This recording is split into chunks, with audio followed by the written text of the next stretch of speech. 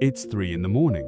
Not the soft 3 in the morning you get in a city, where there's always a street light, always a window glowing somewhere, always the sense that other people are close by.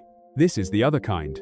The kind that only exists out past the last gas station, where the road runs so straight and so empty that your headlights start to feel like the only thing holding the whole world together. You know this hour. If you're listening to me right now, you probably know it better than most people ever will.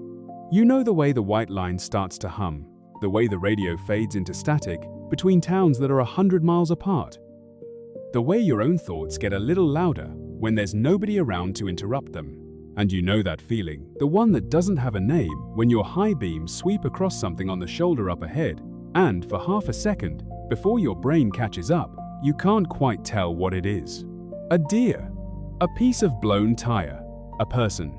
I've spent a lot of nights on roads like the one you're on. Not driving them, exactly riding them, with people like you, in a voice like this one. And I've come to believe that the empty road at this hour is an honest place. There's nobody out here to perform for. It's just you, and the dark, and the small pool of light you carry along in front of you. And whatever you've been holding in the back of your mind all day that you never quite had the time to look at. The road brings it up.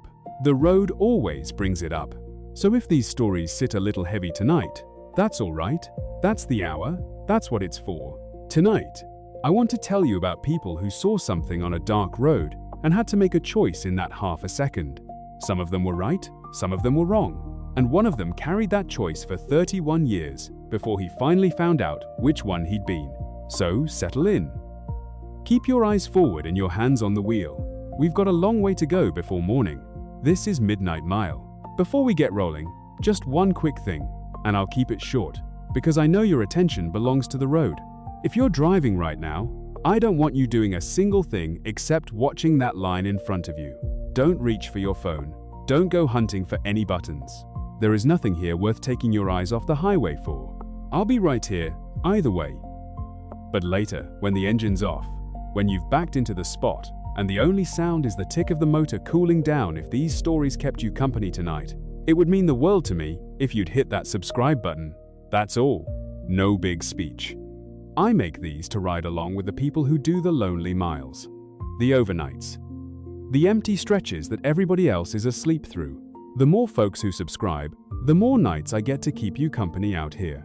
So if you've got a free second once you're parked and safe, that's the only thing I'll ever ask of you. All right, that's done. Let's get to it. We're going to start with the one I think about the most. The one that taught me you can drive past something for 30 seconds and spend the rest of your life trying to turn around. Get comfortable. The first story is called The Woman at Mile 412. Let me set the scene for you, because the scene matters. The road is US Route 6, or at least the long forgotten arm of it that cuts across the high desert in the western part of the state. Out there, the towns have names but barely have people. 40, 50 miles between the kind of place where you can buy a cup of coffee. At night, the only lights are the radio towers, blinking red, far apart, like something out there is keeping watch. In the fall of 1987, the man driving that road was named Earl Vance. Earl was 51 years old that autumn, and he had been driving rigs for 26 of those years. He hauled produce, mostly long runs of lettuce and onions and stone fruit that had to keep moving or rot. He was the kind of driver other drivers respected, never late, never reckless. Never the guy you heard about on the CB, getting pulled over with his logbook cooked. He had a wife named Doreen back home and a daughter in nursing school, and he drove the overnights because the overnights paid better, and the roads were emptier, and he liked the quiet. On the night of October 9th, 1987, Earl was about 4 hours into a run, a little after 2 in the morning, when he came up on the marker for mile 412. He remembered that mile marker specifically. He remembered it for the rest of his life, because that's where he saw the woman. She was standing on the right shoulder, just past the marker, in the wash of his headlights. Earl said she stepped toward the road as he came up on her, not all the way onto it, but toward it, and she lifted both her arms over her head and waved them. Not a casual wave. The big, two-armed wave you only make when you really need someone to stop. the wave that means please. She was wearing something pale. A light-colored dress, or maybe a long shirt. Earl could never be sure. Her feet, he thought, were bare, and her hair was loose and moving. Even though there wasn't much wind that night, Earl had maybe 3 seconds to decide. And here's the thing you have to understand about truckers in 1987. On a road like that, at an hour like that, every man out there had been warned. The talk on the CB, the talk at the truck stops, was full of it. Setups, stagings. Somebody, usually a woman, because a woman flagging you down at night gets a man to stop, where a man never would somebody standing on the shoulder pretending to need help. And the second you pulled over and climbed down out of the cab, 2 or 3 others would come up out of the dark from behind the guardrail, and they'd take your load, or your cash, or your truck, or worse. It happened, not often. But it happened enough that every driver had heard a version of it, and every driver had quietly promised himself that he would not be the fool it happened to. So in those 3 seconds, Earl Vance did what almost every driver he knew would have done. He didn't stop. He told the police later that he took his foot off the fuel and let the rig drift down maybe 10 miles an hour, and as he did, he looked right at her as he went by. And he said her face, in that 1/2 second, was not the face of somebody running a con. It was the face of somebody who had just understood that the truck was not going to stop. He said he never forgot that face. He said it changed the instant she realized. Whatever was in it before hope maybe went out of it, and something else came in, and he didn't have a word for that something else for 31 years. Earl drove on. He told himself the things you tell yourself. Somebody'll get her. There'll be another truck behind me in 20 minutes. She's probably got people right there, waiting in the brush, and I just saved my own neck. He drove the next 80 miles to the truck stop at the junction, and he sat in the diner with a cup of coffee he didn't drink, and he could not make the feeling go away. So, at 3:45 in the morning, Earl Vance did something he was almost ashamed of. He went to the payphone outside the diner, and he called the county sheriff's office, and he told the deputy, who answered, that there was a woman on the shoulder back at mile 412, west side, flagging for help, and that he was sorry, but he hadn't stopped. The deputy took it down, said they'd send somebody when they could. It was a big county and a thin crew at 4 in the morning. A patrol car got out to mile 412 a little before 6, just as the sky was going grey. There was no one there. There were no skid marks, no vehicle, no purse, no shoes.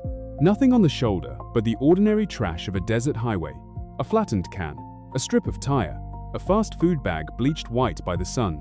The deputy walked the ditch on both sides for 50 yards in each direction.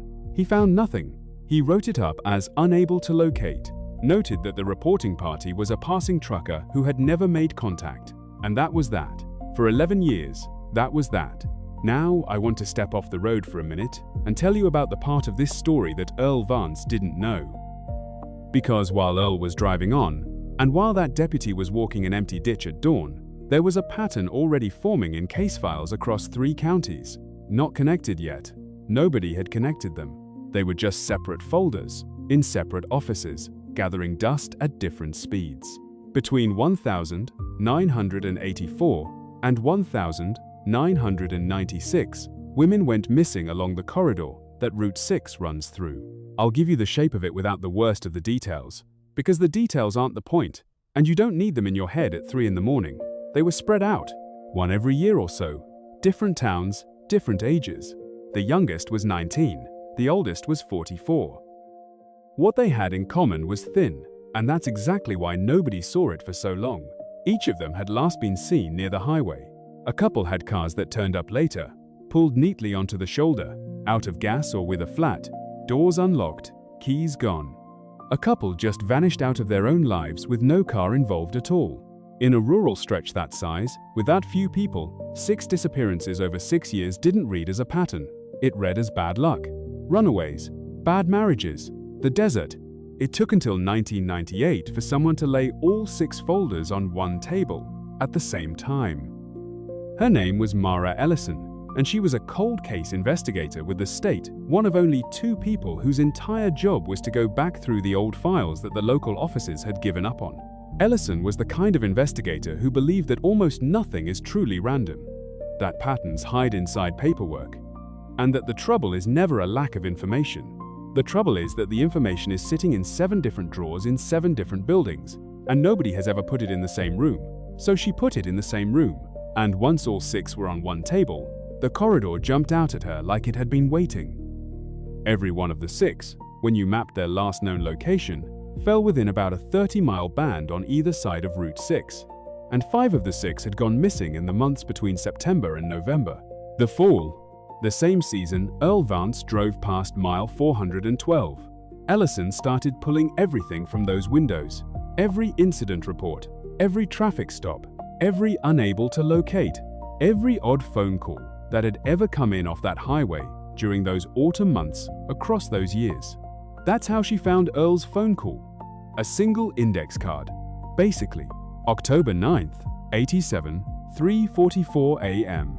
Reporting party reports a female subject flagging for assistance. Mile marker 412 westbound. Reporting party did not stop. Unit dispatched 550. Unable to locate. 11 years old. A footnote inside a footnote. Mara Ellison sat with that index card for a long time, because she had a victim, one of the 6, who had gone missing in early October of 1987. A 33-year-old woman who had left a diner shift in a town 50 miles east of mile 412 and never made it home. Her car was found 2 days later, on the shoulder, out of gas, doors unlocked, keys gone. She had vanished on the night of October 7th. Earl saw his woman on the shoulder on the night of October 9th, 2 days later, 40 miles west of where the car was found, and Ellison thought, what if she wasn't gone?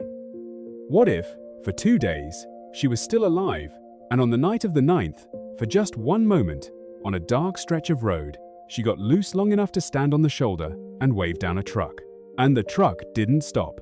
I want to be careful here, because this is the part where it would be easy to make Earl Vance the villain of the story. He is not. Hold on to that. We'll get there. Mara Ellison found Earl in 1998, the way you found people in 1998, through his old company's records, then a forwarding address, then a phone number. He was 62 by then, retired 2 years, living with Doreen in a small house with a carport. When Ellison called and said she was looking into something that happened on Route 6 back in 87, there was a long silence on the line. And then Earl said, mile 412. He hadn't been asked which night, he hadn't been asked which mile, he just said it. Ellison drove out to see him. She told me, years later, that Earl Vance had been carrying that night around for 11 years, like a stone sewn into the lining of his coat, and that the strangest thing about telling people their old guilt might finally mean something is that it doesn't make them lighter. It makes them heavier first. Because now it's real. She showed Earl a set of photographs. 6 women. She didn't tell him who they were, or which one she was wondering about.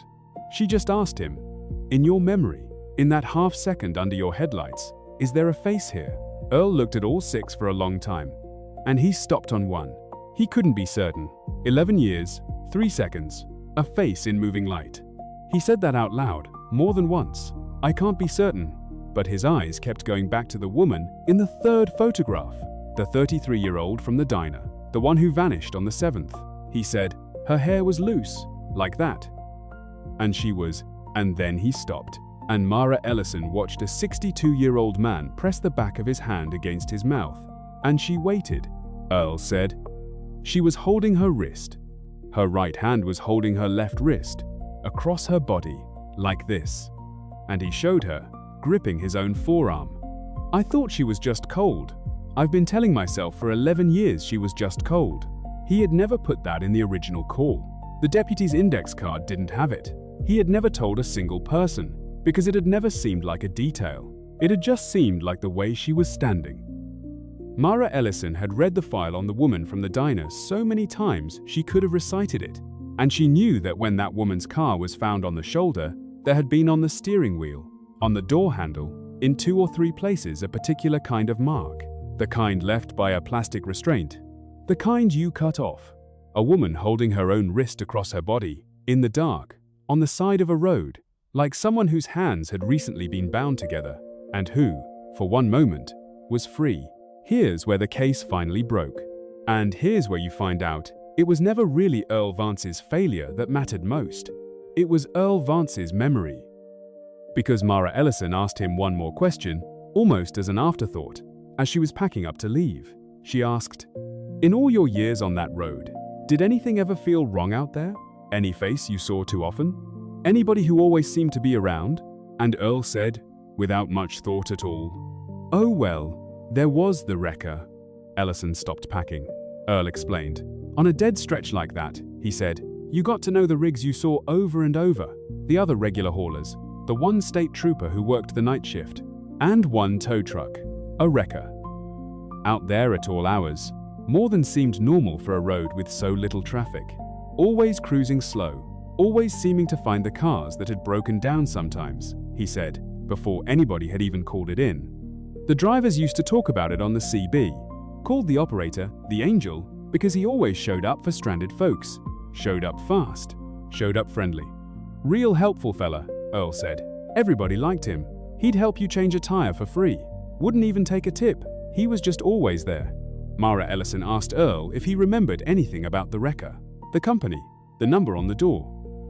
And Earl Vance, 62 years old, 11 years out from that night, 26 years on, that road closed his eyes and described a tow truck he had last seen in the 1980s.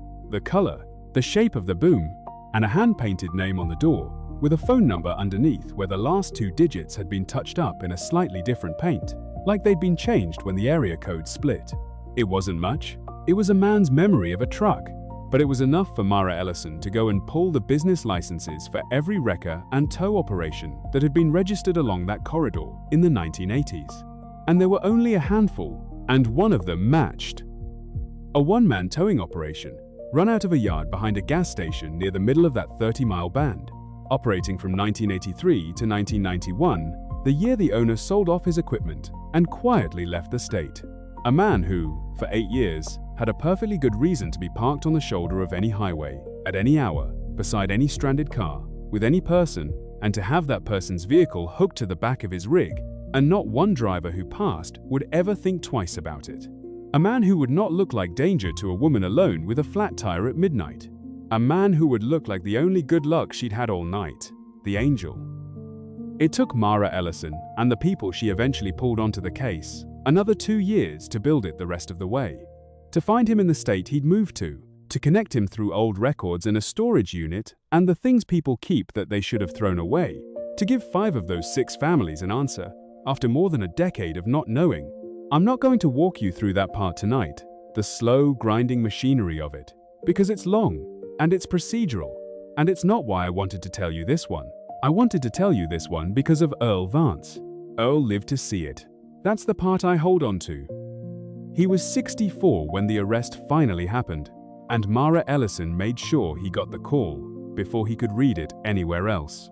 She told me he didn't say much. He thanked her, and then he asked her the only question he'd been holding for 31 years, the question that was underneath all the others. The one I saw. On the 9th. Was that her?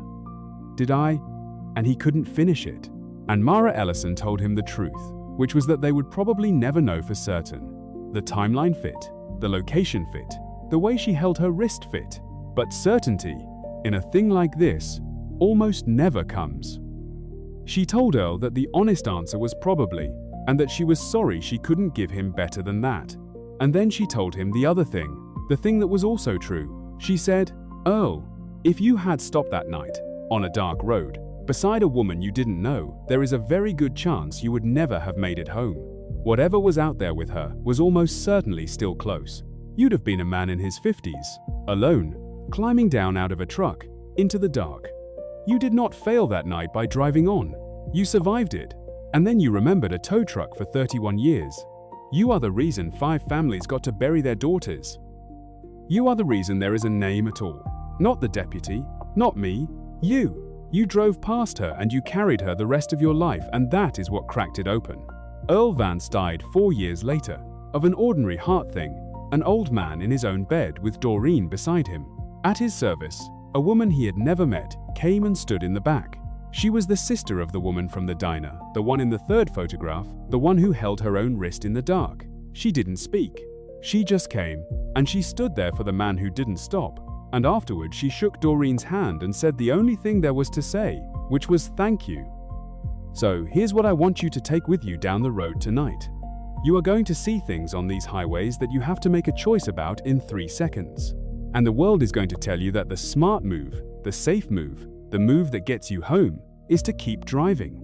And a lot of the time, the world is going to be right. Earl was right. Stopping would have killed him. But the road remembers what you saw. Even when you don't stop, you remember. And sometimes the thing you carry, the face, the wrist, the painted over numbers on a door, turns out to be the only thing in the entire world that can make it right, years and years later, long after you'd given up on it ever mattering at all. So drive on when you have to, but pay attention. Look at the face. You never know which half second is the one that's going to mean everything. That was the woman at mile 412. Stay with me. The next one is a different kind of road, and a different kind of fear, the kind that doesn't come at you out of the dark, but moves in next door and brings you a casserole. Let's talk about a dead-end street, and a summer when every house on it got the same letter. The second story is called The Letters on Dead Man's Lane. It didn't have that name back then. Back in the summer of 1996, it was just a short dead-end street at the bottom of a hill in a small town, and the sign at the corner said Coyle Lane, and there were 11 houses on it, and that was all. The name came later. The name came after. You have to understand what a dead-end street is, because it's its own kind of road. A through street, people pass on. Strangers come and go. But a dead end is a closed loop. The only way in is the only way out, right past every single house, every single window. Everybody on a dead end knows everybody. They know your car and your work schedule, and which nights your lights stay on late. They wave. They water your plants when you're away. And when something goes wrong on a dead-end street, there is nowhere to look for a stranger to blame, because there are no strangers. There's only the 11 of you. The first letter showed up at the Petersons' house in the second week of June. It wasn't in the mailbox. It was slipped under the front door, sometime in the night, folded once. A single sheet of plain paper.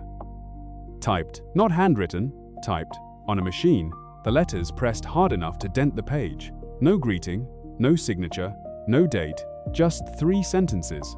I'm not going to tell you exactly what the Petersons' letter said, because it doesn't matter what theirs said, and because it was the kind of private that you don't repeat about people. But I'll tell you the shape of it. It named something true. Something small and shameful and entirely private. A thing that happened inside that house that the Petersons believed nobody else on earth knew about. And then the third sentence just said that the writer knew. That was all. Not a threat, exactly. No demand. No, or else. Just, I know about this. I know. Mr. Peterson read it standing in his own front hall, in his bathrobe. And then he folded it back up, and he didn't show it to his wife, and he didn't call the police. Because the thing it named was the kind of thing you don't want a police report to exist about.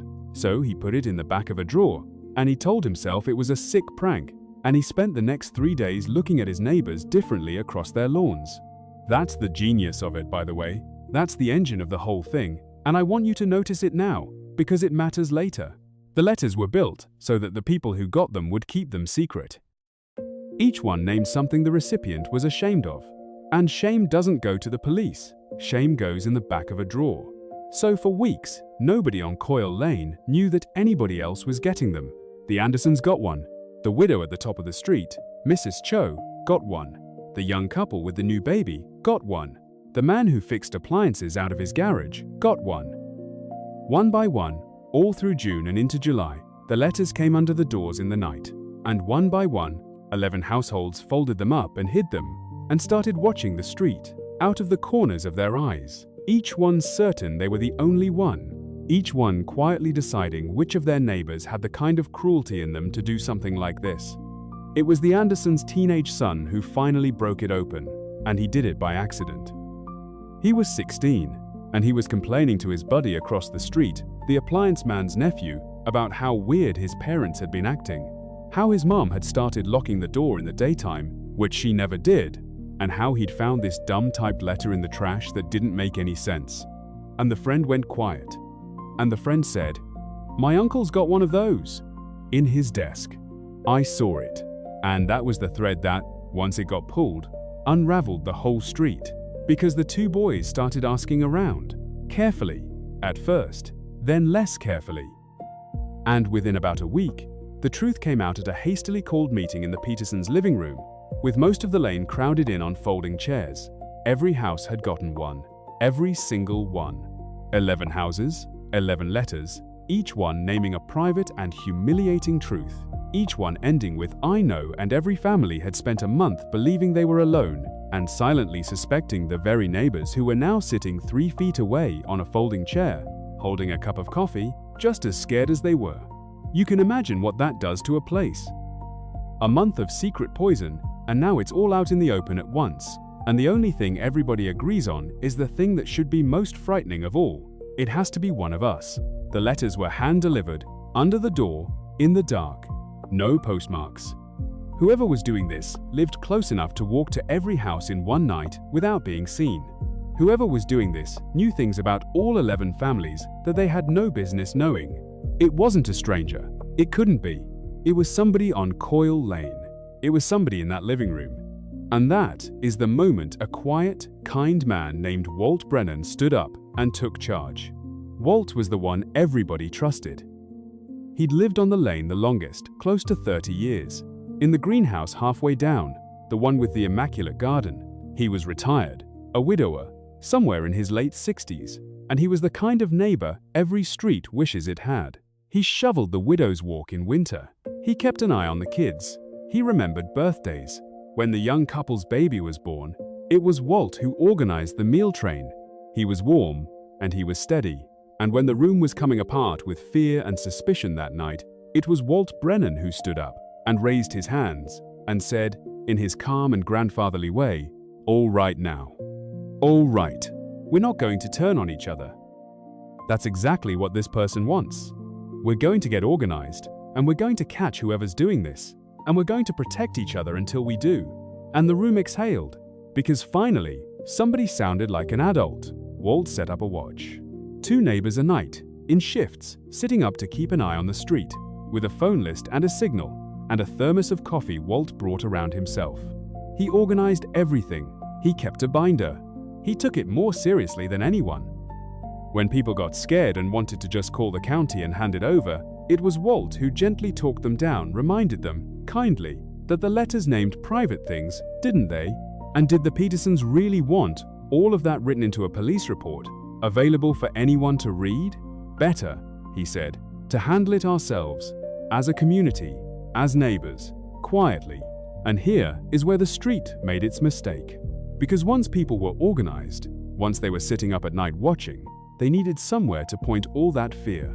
And the fear found a target. Her name was Diane Mercer. Diane was the newest person on the lane. She'd moved into the little house at the very end, the dead end of the dead end, about a year before, and in a year she had barely become more than a face. She kept to herself. She worked. Odd hours came and went at strange times, which on a street full of frightened people watching the street is the worst possible thing to do. She didn't come to the meetings, or she came late and left early. She didn't join the watch. And people started whispering. If you walked past her front window in the evening, you could see it, right there on the desk by the glass. A typewriter, an old manual typewriter. That was all it took. A quiet woman, odd hours, keeps to herself, doesn't join in, and a typewriter in the window. Nobody accused her out loud. It was worse than that. It was the slow, polite, neighborly version, the conversations that stopped when she walked by. The way she stopped getting waves, the way the watch seemed to focus a little more on her end of the street. And Walt, kind Walt, when her name came up, would never say anything cruel. He'd just go quiet and look troubled and say something like, "Well, I don't want to point fingers at anybody. We don't know. But it is strange, isn't it, that she's the only one who won't come to the meetings." There was one night that summer that nobody thought twice about at the time.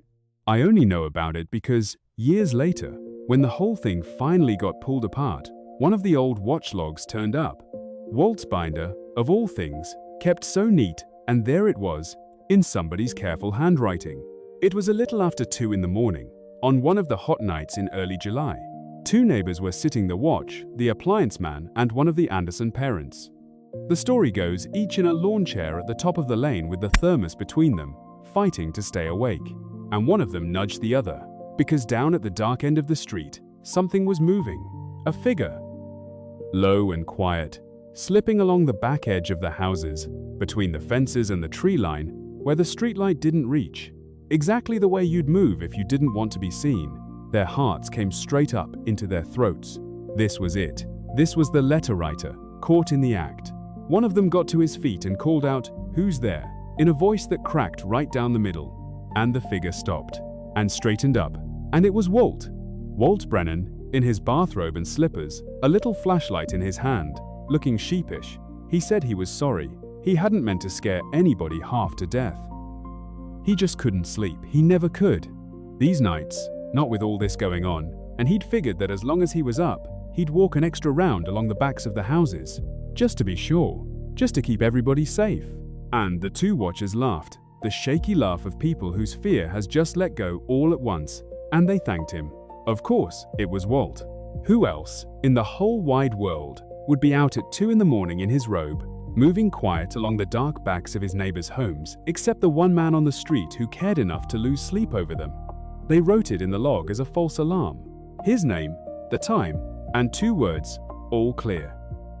It would be 25 years before anyone read that line and understood what a man moving along the backs of those houses at 2 in the morning had actually been doing out there. And what? Very possibly, he was sliding under a door on his way past. I want you to hold on to one small thing here. There was a girl on that street that summer. Her name was Robin, and she was 11 years old, and she lived in the house right next to Diane's, at the end of the lane. And Robin liked Diane Mercer. Diane had been kind to her in the small, real way that grown-ups sometimes are to lonely kids. She'd let Robin sit on her porch on hot afternoons. And once this is the thing Robin remembered most, Diane had let her use the typewriter, showed her how to load the paper, how the keys threw the little hammers up at the ribbon. Robin had spent a whole afternoon typing out a story about a horse, 2-fingered, laughing every time the bell dinged at the end of a line. She knew that typewriter. She'd touched every key on it. Remember that. We'll come back to it. It takes about 25 years to come back to it, but we will. I never got to know much about Diane Mercer, and neither did anyone else on that lane, and that turned out to be the most dangerous thing about her. But Robin knew a little, the way a watchful child knows things. She knew Diane worked nights at a place an hour away that was the odd hours, the coming and going in the dark that the street held against her. She knew Diane had no people who ever came to visit. And she knew that some evenings, through the lit window, you could see Diane sitting at that typewriter and not typing anything at all, just sitting, with a cup of tea going cold at her elbow, looking at the blank page like it owed her something. There was a sadness on that woman that even an 11-year-old could feel from the next porch over. Robin never learned its shape. Maybe a marriage that had ended badly. Maybe a loss she didn't talk about. Maybe just the plain exhaustion of a person who had learned, somewhere along the way, that the safest thing to do with other people is to keep a polite distance from all of them. Whatever it was, it made her quiet. And quiet, on a frightened street, reads as guilt. The very things that should have made the neighbors gentle with her, that she was alone, that she was so clearly carrying something heavy, that she never once bothered a soul, were the exact things they sharpened into a case against her. Because in the 3rd week of July, 1996, Diane Mercer disappeared. It wasn't dramatic. There were no sirens, no broken windows, nothing knocked over. One day, her car was simply gone from the end of the lane, and her house was dark, and it stayed dark. A few of the bolder neighbors eventually went and looked in the windows. The place wasn't ransacked. It looked, if anything, like she'd packed in a hurry, a closet half empty, a couple of drawers pulled out, a suitcase gone from the top of the wardrobe, and the typewriter was gone too, off the desk by the window, and the letters stopped. That same week, the week Diane Mercer left, the letters under the doors stopped coming, and they never came again. Now, put yourself on that street, in that summer, with all that fear, and ask yourself what you would have concluded.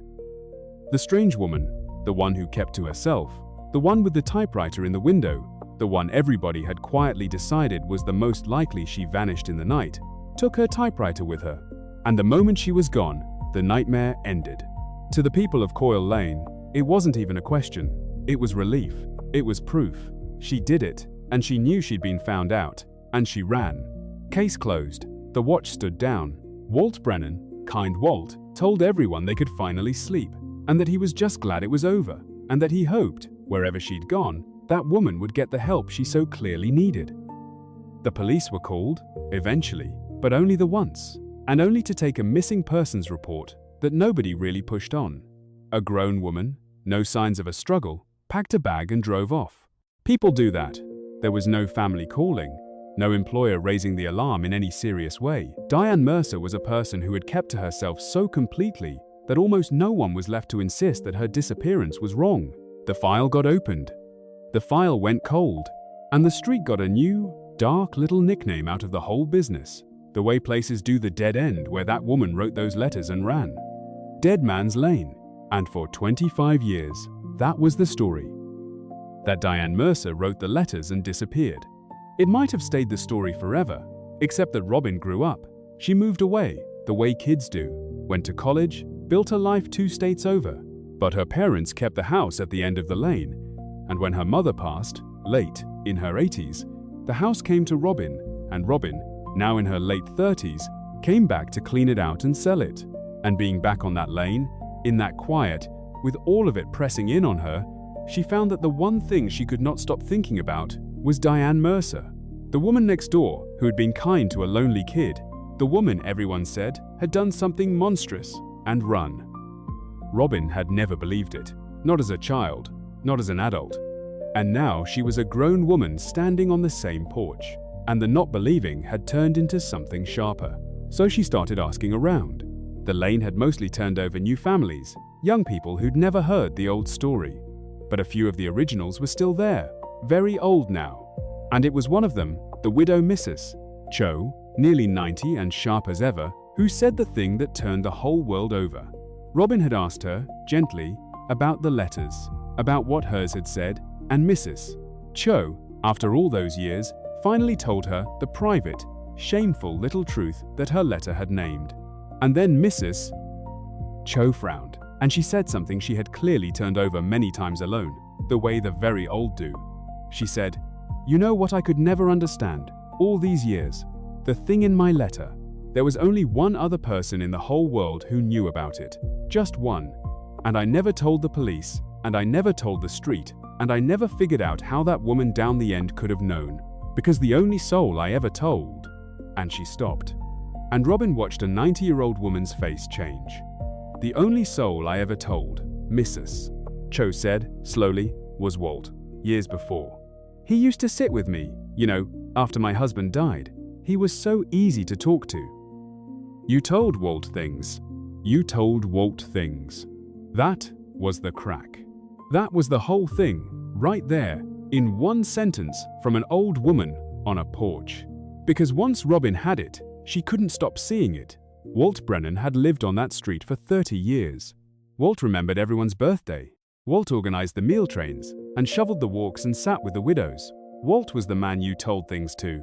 The man every family on that lane, over the years, had at some point confided in about the affair, about the money trouble, about the son's arrest that got quietly handled, about the thing that happened inside the house that nobody else was ever supposed to know.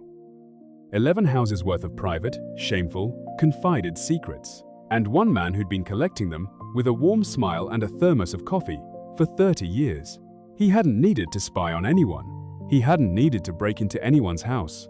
People had handed him their secrets, gladly, gratefully, because he was so easy to talk to.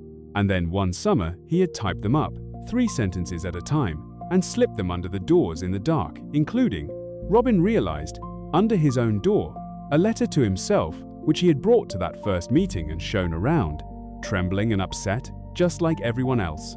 A victim, above suspicion. The man who stood up and organized the watch. The man who steered everyone away from the police. The man who, ever so gently, kept nudging all that fear down the street toward the quiet woman at the end. The one who kept to herself. The one with the typewriter in the window. Why? People always want the why. Robin chased it for a long time, and the honest answer is the unsatisfying one. As far as anyone could ever piece together, Walt Brennan did it because he could. Because being the man who knew everything, the man at the center, the kind grandfather the whole street depended on, that wasn't enough for him anymore. He wanted to feel the strings in his hands. He spent a month frightening 11 families half to death, and then stepped forward to save them from the monster he himself had built. For a man like that, I suspect, it was the best summer of his life. But that still leaves Diane Mercer. And here is where you have to be ready, because this is the part that isn't relief. Robin had the secret confiding piece. It was enough to make her sick, but it wasn't proof. And Walt Brennan had been dead for nearly a decade by the time she put it together, died beloved, at a great age. With half the lane at his funeral, there was no one left to arrest. And Robin might have been left with nothing but a terrible private certainty, except for one more thing. One small, stupid, ordinary thing. An estate sale. When old Walt died, his greenhouse and everything in it had eventually gone to a cousin who didn't want any of it, and it had been sold off the way these things are, piece by piece, on folding tables on the lawn. Robin hadn't been there, she'd been 2 states away. But things from that sale had scattered into the town, and the second-hand shops and the basements of neighbors, the way an old man's life does.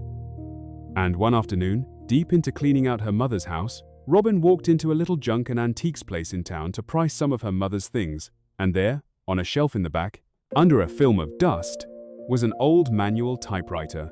She wouldn't even have looked twice, except that she had once spent a whole afternoon, at 11 years old, learning to type a story about a horse, and her hands remembered. She rolled a scrap of paper in out of pure nostalgia, the bell still working, and she typed a line just to hear it, just to feel the keys throw the hammers up the way Diane had shown her, and she looked down at what she'd typed. And every lowercase letter sat clean, and even on the line, except for one. The lowercase e rode just slightly high, a hair above the others. A flaw in the type, a tiny crippled letter. The kind of thing you'd never notice unless you'd spent years staring at 3-sentence letters that someone slipped under your door in the dark.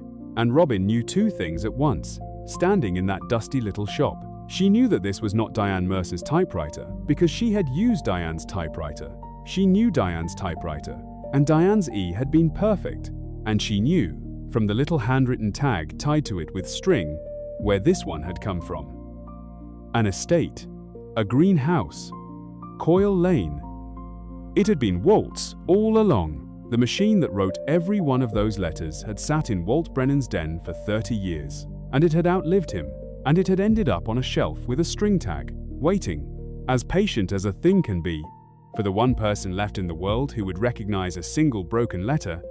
Robin bought it for $11. She stood there in the back of that little shop for a long time, longer than was probably normal, holding a scrap of paper with one crooked letter on it while the owner pretended not to watch her. Because in that moment, the summer of 1996 came back all at once. The doors locked in the daytime, her mother's nerves. The way the grown-ups stopped waving at the end of the lane, and Diane, kind Diane, sitting at her own typewriter looking at a blank page, while the whole street quietly made up its mind about what she was. Robin had been 11 years old then, and powerless. And she had watched a good woman get fed to the dark, and had not been able to do one single thing about it. She had spent half her life since half believing she was just a sentimental kid who'd never learned to let a thing go.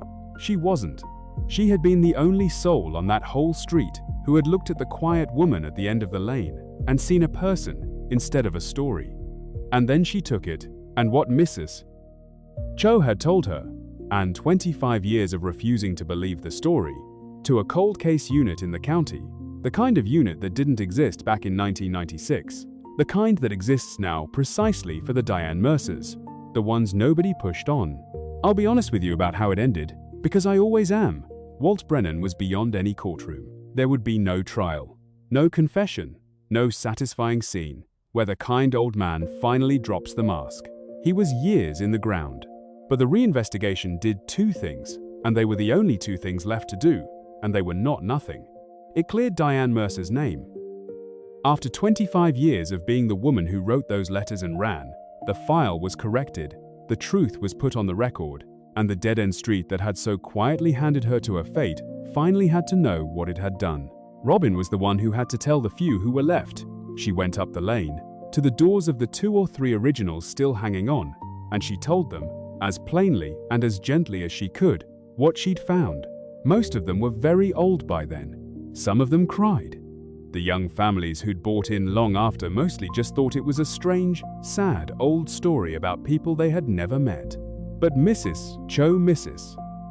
Cho, who had handed Walt her secret across a kitchen table a lifetime ago, who had sat the watch and feared the quiet woman at the end like all the rest of them, Mrs. Cho listened to every word of it without making a sound. And when Robin was finished, the old woman sat quiet for a long while.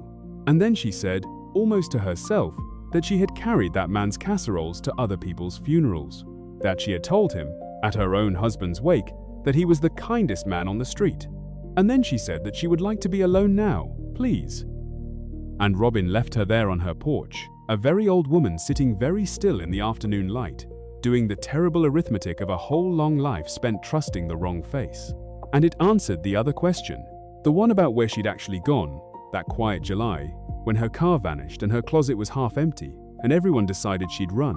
Walt Brennan had had 30 years on that lane, an immaculate garden, a quiet property at the heart of a street where every neighbor trusted him completely, and no one would ever think to look. I'm not going to put the details into your head out here in the dark. You don't need them.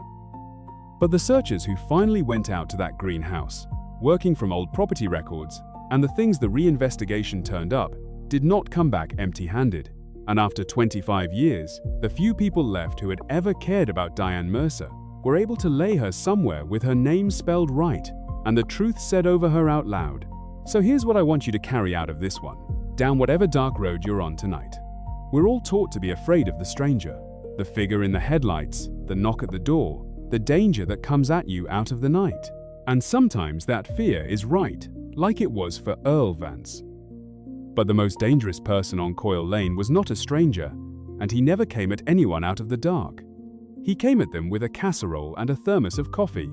He came at them as the man you told things to. He spent a lifetime being the safest person on the street, and that was the whole disguise. That was the entire trick. Be kind to the quiet ones. The Diane Mercers, the ones who keep to themselves and come and go at odd hours and don't join in, they are almost never what a frightened street decides they are. And the person everyone trusts completely, the one at the warm center of everything, the one no one would ever suspect. Well, every so often, there's a reason no one would ever suspect them. That was the letters on Dead Man's Lane. We're going to keep driving. After this, the road leaves town behind for good, out to a stretch of interstate, and a motel with a flickering sign, and a room where, for one strange autumn, the guests kept checking in. They just never seemed to check out. But that's up ahead. For now, keep your eyes on the line, and your speed where it ought to be, and stay with me. The night's a long way from over, and I'll be right here the whole way. Welcome back. If you stepped away for a while, fueled up, took a call, stood out in the cold a minute just to get your eyes open again, I'm glad you're back behind the wheel. The road's still here. The road is always still here. We left the last story standing on a quiet little street, in a quiet little town. This next one takes us a long way from any town at all, out to the high country, where the old highway climbs up over a mountain pass, and the cell signal dies somewhere around the tree line, and the only light for 30 miles in either direction is a single motel sign, buzzing in the dark, with one letter burned out. If you've ever come up on a place like that at 2 in the morning, half dead on your feet, so tired, your eyes are stinging, and felt that little wave of pure gratitude at the sight of one lit-up sign, then this one's for you. This one is called Room 11, No Vacancy. It sat right at the top of the pass, the Pinecrest Motor Lodge.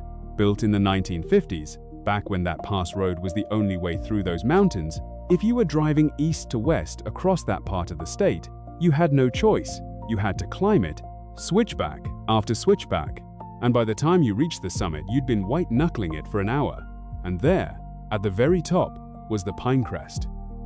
12 rooms in an L shape, a gravel lot, a little diner attached to the office, and a sign on a pole with a painted pine tree and the word vacancy underneath, the kind where they slide a no in front when the place fills up.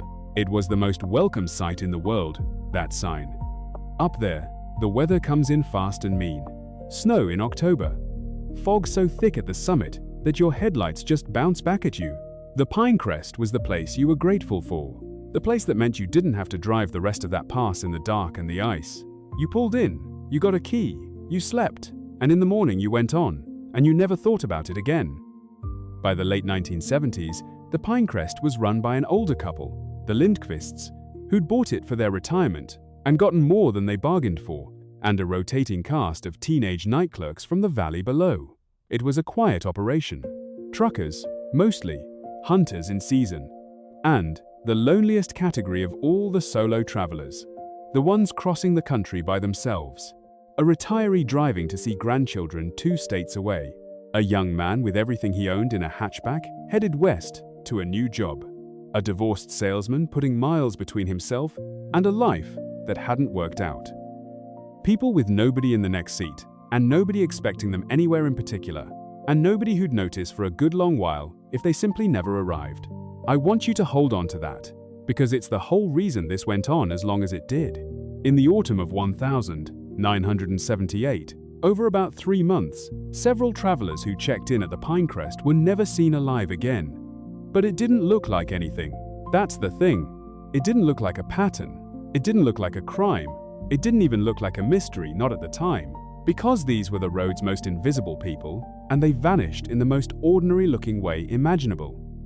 A man would check in at night, take his key, and in the morning the room would be empty, key left on the dresser, bed slept in, or turned down and not slept in. Sometimes his car would already be gone from the lot checked out before dawn. The Lindquists figured, the way past travelers do, trying to beat the weather. And sometimes, and this was the part that should have bothered somebody sooner, sometimes the car would still be sitting there. For a day. For 2 days.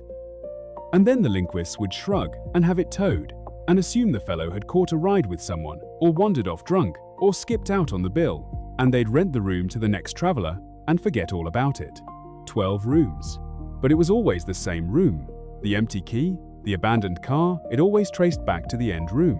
The last one in the L, the one built right up against the hillside, where the mountain rose steep behind it. Room 11. Let me tell you about one of them, so they don't stay just a number to you. His name was Danny Cole. He was 24 years old that fall, and he was driving west, across the country, with everything he owned packed into a hatchback, moving to start over in Portland, where there was a job lined up and a girl named Sarah waiting for him. He'd called her from a payphone somewhere east of the mountains the evening he came up the pass, and he'd told her he'd be there by the next night, and she should keep the porch light on. He checked into the Pinecrest on a cold night in November and took his key, and that was the last word anyone ever had from Danny Cole. Sarah kept the light on, and then she started making calls. And in the end, with no body, no car found for a while, no sign of anything, but a young man who set out toward her and simply never arrived, the only story the world could offer her was the cruelest one, that he'd had second thoughts. About the move, about her, that he'd gotten cold feet somewhere out on that long highway and turned his life in another direction and never looked back. Sarah half built the rest of her life around that wound. The man who'd promised her a porch light and then vanished into the dark on purpose. And here's the thing about the Pinecrest, that autumn, there were small wrongnesses that everyone noticed and no one ever added up. A cup of coffee, full and gone cold, sitting on the dresser of the end room one morning beside an abandoned key when the guest's car was already gone from the lot. A suitcase, once, still strapped to the luggage rack inside the room after the man it belonged to had checked out on foot in the night. They held it a few weeks, then gave it away. Mrs. Lindquist told her husband more than once that the end room had a cold draft she could never find the source of, no matter how she stuffed the gaps under the door. Little strange things, the kind that mean nothing on their own, and that you only ever line up into a row long, long afterward. And there was the boy. One of the teenage night clerks, a 17-year-old from the valley, quit that November, all at once, and wouldn't really say why. Years later, an old man himself, he'd finally tell it, that the end room had given him a feeling he could never shake, that a couple of times, alone in the office on the late shift, he'd have sworn he heard movement down at the end of the L when room 11 was the only room rented, and the guest's car hadn't budged in hours. That once he'd walked down to check, and stood outside the door of 11 inches, the cold, and heard he swore to this for the rest of his life what sounded like a voice. Low, talking. On the other side of a door, behind which there should have been one sleeping traveler, and nothing else. He knocked. The talking stopped. No one answered. And in the morning, the room was empty, the key on the dresser. He quit that week, and he never told the Lindquists why, because what was there to tell? A feeling, a draft, a voice through a door, nothing you could fit into a sentence to a grown-up without sounding like a scared kid. Now I'm going to tell you about Carol Briggs, because Carol Briggs is the only reason any of us know this story at all. Carol was 51 years old in the fall of 1978, and she was driving alone, west, across the country, after the end of a long marriage, exactly the kind of traveler the Pinecrest specialized in. She came up over the pass on a night in late October, in the first real snow of the year, and by the time she reached the summit, she was shaking from the drive, and the Pinecrest sign was the most beautiful thing she'd ever seen. She went into the little office, and the teenage clerk told her she was in luck. He had one room left. Room 11. She slept. For a while, and then, sometime in the small hours of the morning, Carol Briggs woke up. She woke up because of a sound. A soft sound. A scraping. She'd call it later, when anybody would listen, a slow, patient scraping, low down, coming from the direction of the closet. She lay there in the dark and told herself what you tell yourself. Old building, the pipes, the cold making the wood contract, snow settling on the roof. She'd driven 900 miles that week. Her mind was playing tricks. And then she noticed the closet door. She'd shut it before bed. She was certain of that. She was the kind of woman who shut closet doors. And now, in the grey light coming off the snow through the curtains, she could see that it was standing open, just a few inches, and there was air coming out of it. That's what she could never make anyone understand after. It wasn't the open door, exactly. It was the air. A draft was coming out of that closet, from down low, where the back wall met the floor, and it was cold, colder than the room, and it was wrong, because it smelled of earth, of cold dirt and wet stone. The way a cellar smells, the way a grave smells. There was no reason on this earth, for a second, from the end motel room at the top of a mountain to have cold cellar air pouring out of its closet at 3 in the morning. And then, she heard the scraping again, and this time she understood that it was not coming from inside the closet, it was coming from underneath it. From below the floor. Carol Briggs did not investigate. Carol Briggs did not call out, "Hello?"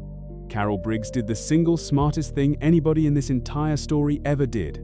She got up, in the dark, as quietly as she could, and she picked up her car keys and her coat, and she did not turn on a light, and she did not pack a single thing, and she let herself out the front door of room 11 inches her nightclothes, and she got in her car, and she drove down off that mountain pass in the snow, in the dark, at 3:30 in the morning, with her heart going like a hammer, and she did not stop until she reached the all-night gas station in the valley town 20 miles below.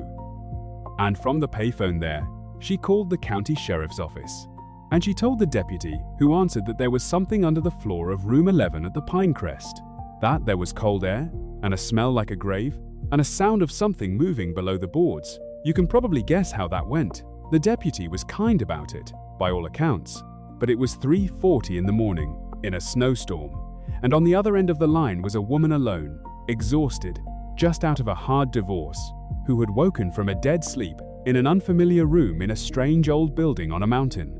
Old buildings settle. Mountains make noises. The mind, jolted awake in the dark, fills in the rest. He told her, gently, that it was almost certainly the building. He suggested she get some rest.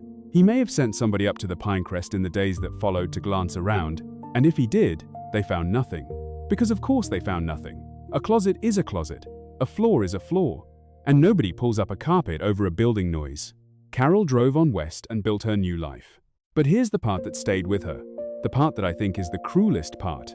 Over the years, she let them talk her out of it. Friends, family, a doctor she mentioned it to once, they all, kindly, in that reasonable way people have, explained it to her.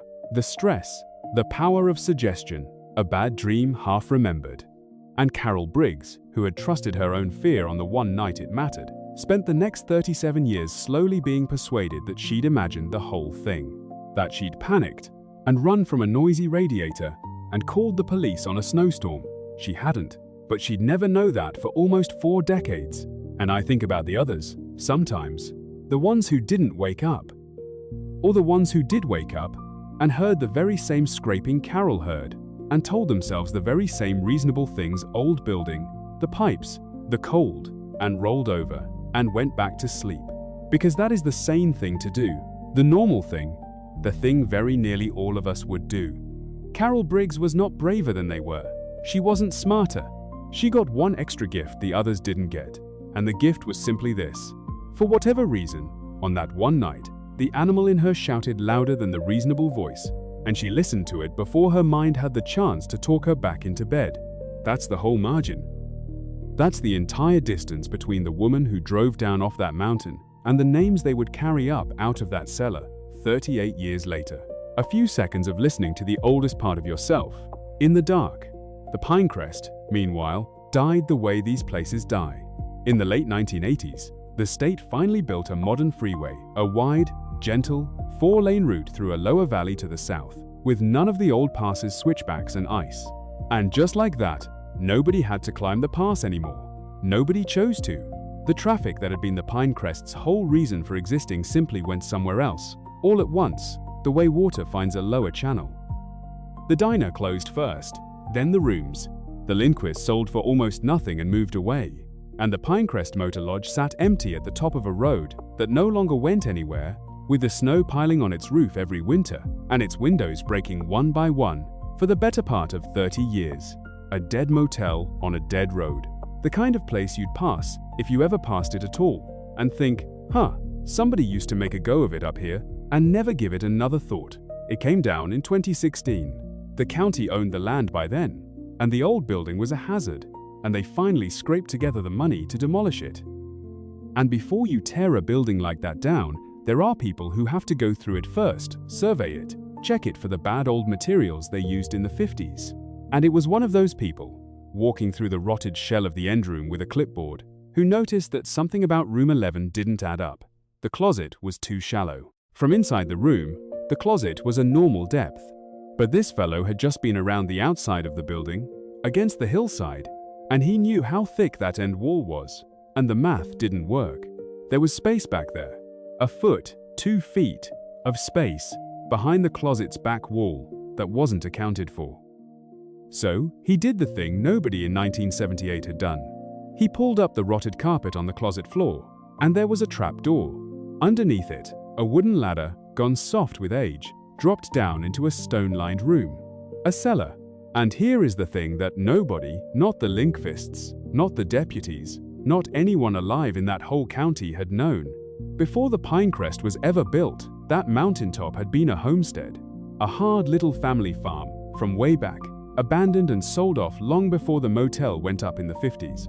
And when they built the Pinecrest, they'd put the end rooms right down on top of the old homestead's foundation. And homesteads, up in that cold country, always had a root cellar, dug into the hillside, stone-lined, to keep food from freezing. The motel had been built directly over the old root cellar, and the cellar had simply been floored over and forgotten, swallowed into the bones of the new building, for 60 years. And it connected to the outside. A low passage ran out the back of the cellar, into the hillside, partly an old hand-dug drainage channel the homesteaders had cut, partly just the way the rock had cracked and it came out, choked with brush, at a collapsed opening in the woods well behind and below the motel. Out of sight of the lot. Out of sight of the rooms. Out of sight of everything. That was how the guests of room 11 had left without ever opening the door, without ever crossing the lot, without leaving a single sign at the threshold. They hadn't gone out the front, they'd gone down. The man with the clipboard did not go down that ladder. He backed out of the closet, and he stood in the rotted shell of room 11 inches the cold for a moment. And then he walked out to his truck and called the county. And by every account I've heard, his voice was not steady. What happened after that wasn't a demolition anymore. It was slow, and it was careful, and it was done by people in white suits, with lights and cameras and small tools.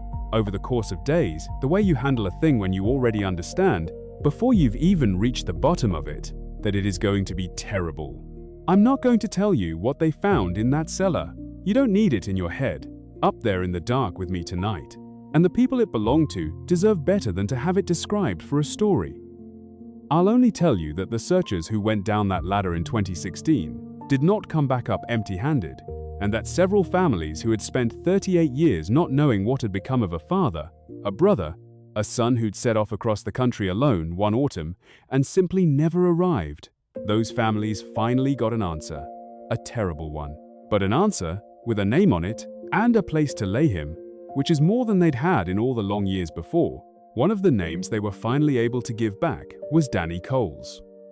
The 24-year-old who'd called a girl named Sarah from a payphone east of the pass and promised her he'd be there by the next night, and told her to keep the porch light on. He never made it down the western slope of that mountain. He died at the top of it, 100 miles short of her door, and it had never had one thing to do with her at all. And Sarah, who had spent 38 years carrying the particular, lonely, corrosive wound of believing that a young man had looked at the whole life they'd planned together and simply driven off into it without her. Sarah was an old woman by the time the call came. I don't honestly know what it does to a person to have the great abandonment of your life turned, in the space of a single phone call, into the great grief of it instead. The wound doesn't close. It just changes into something you're at least allowed to mourn out loud. She went to bring him home. She said she'd kept a light on long enough. And the man underneath the floor, they were able to put together who he'd been, too, from what was down there with him and from the county's oldest records. His name was Virgil Mott. And the awful, fitting heart of it is this. Virgil Mott's people had been the ones who homesteaded that mountaintop generations back. He had grown up knowing that Sella had played in it as a boy before the land was ever sold. He knew the passage out the back when nobody else alive did. As a young man, he'd actually worked at the Pinecrest for a while, doing maintenance, in the early 70s, until his drinking and his troubles got him let go. And then he drifted and lost everything. And somewhere around 1978, he came back up to the only place on earth that had ever been his, except now there was a motel sitting on top of it. So he went down into the one part of it that still belonged to him. The cellar nobody remembered, and he lived down there, in the dark, beneath the floor of the end room, all that autumn. Coming up at night, through a trapdoor in a closet, into whatever room was rented to whatever lonely traveler had been grateful, that evening, to see one lit sign at the top of a mountain. It took them a while to be sure it was him. There wasn't much left to go on after that many years. But there were the county's oldest plat maps, showing the Mott homestead on that mountaintop generations back. There were a few brittle things down in the cellar that had belonged to no traveler. And eventually there was a distant relative, a great niece who had never met him, who knew only the family's quiet shame of it. An Uncle Virgil who'd gone bad with drink and trouble and wandered off into the mountains in the late 70s and was simply never spoken of again. Never reported missing. Because by then there was no one left who would have called him missing. He had fallen out of the world so completely that his own disappearance, in the winter of 1978, hadn't made a single ripple in it, which is, of course, the exact thing he had understood about the people he chose. He had known, better than anyone alive, how easy it is to vanish off a road and have nobody come looking, because it had already happened to him. The disappearances stopped, suddenly, in December of 1978. And for 38 years, nobody knew why. The cellar gave up that last answer too. Virgil Mott had died down there that hard early winter. The evidence suggested whether from the cold, or sickness, or a partial collapse of that crumbling passage sealing him in, no one could finally say. He died beneath the floor where he'd done his work, and then the deep snows came and sealed the mountain, and the freeway opened and took the world away to the south, and the Pinecrest closed and rotted, and a man and all his secrets lay directly beneath the end room for the better part of 40 years, while the road that had once climbed past his door forgot it had ever been there at all. When the news finally broke, bodies recovered from beneath an abandoned motel, decades-old disappearances connected at last it traveled. These things do. And 2 states away, in the new life she'd built, an old woman named Carol Briggs picked up a newspaper or turned on a television and read the words Room 11 and The Closet and A Cellar Beneath the Floor, and she sat down. Very hard, I imagine. Because for 37 years, every reasonable person in her life had gently, lovingly helped her understand that she'd imagined it. The cold air, the smell of the grave, the scraping below the boards, a frightened woman, a snowstorm, a bad dream, and she had not imagined any of it. There had been a man under the floor of room 11. She had heard him moving. And the only thing that had carried her down off that mountain alive on that October night was that she had believed her own fear on the single night of her life, when believing it was the difference between everything and nothing. Carol Briggs picked up the phone and called the detectives working the case, and she told them what she'd heard all those years ago, in her own words, and they listened to her. After 37 years, somebody finally listened to her, and her account became part of the record, the one living voice that could say what that room had been like with him still in it. So, here's what I'd ask you to take down the road tonight. Out there, in your own small pool of light, there's a part of you, an old animal part, that sometimes sits straight up in the dark and says, without any evidence, it can point to, get out. Get out now. And the modern world, the reasonable world, the world of full night's sleep and good lighting, is very good at talking you out of that voice. It'll tell you it was the building settling. It'll tell you it was your imagination. It'll tell you, kindly, that you're being silly. Carol Briggs is alive because, for one night, she didn't listen to the reasonable world. She listened to the animal. When every nerve in your body tells you something is wrong with a place, even if you can't say why, even if it makes no sense, even if you'll feel foolish in the morning, get out. You can always apologize to a radiator later. Carol never had to. And as for the Pinecrest, well, the sign out front said no vacancy when the rooms were full. But the truest no vacancy sign at that motel should have hung on the door of room 11, because that room, it turned out, was never really empty at all. Not for one single night that autumn. There was always someone in it. He was just underneath. That was room 11, no vacancy. Before I tell you the next one, let me say one quick thing, and then I'll leave you in peace for the rest of the drive. If you're still with me, if these stories have been good company out there on the empty road tonight, I'd be grateful if you'd subscribe whenever you get a free minute and you're safely stopped. That's the whole ask. I'm not going to interrupt the night with it again. It just helps more people find these on their own long drives, and it's the only way I get to keep making them and riding along with folks like you. So, if it feels right, do it later, when the wheels aren't moving. And either way, thank you for the company. It means more than you'd think, knowing somebody's out there listening in the dark. All right, last story for this stretch of road. This one comes down off the mountain and into the city, a rainy, grey, working city. The kind with a river running through the middle of it and a lot of bridges. And it's about the people who drive that city at night, when everybody else is home. Because it isn't just truckers and travelers who work the dark hours. There's a whole second city that only comes alive after midnight, and somebody has to drive it. This one is called The Last Fare. His name was Marty Kessler, and he drove a cab in that city for 31 years, almost all of it on the graveyard shift, 8 at night until 8 in the morning, 5 and 6 nights a week, for 3 decades. He was good at it. The night shift is its own animal, and most drivers can't take it for long. The drunks, the danger, the loneliness of it, but Marty liked the quiet between fares, liked the city with its lights on and its crowds gone, liked being one of the few people awake and useful while everybody else slept. He had a wife and a couple of kids who learned to sleep without him in the bed, and he paid the mortgage one fare at a time, $4 and $6 at a stretch, all night long, for 31 years. There's a whole second city that only wakes up when the first one goes to sleep, and Marty Kessler knew it better than almost anyone alive. The bartenders heading home at 3, the nurses coming off the overnight, too wired to talk, the lonely ones who didn't really have anywhere to be and just wanted to ride and have somebody to say something to because the apartment was too quiet.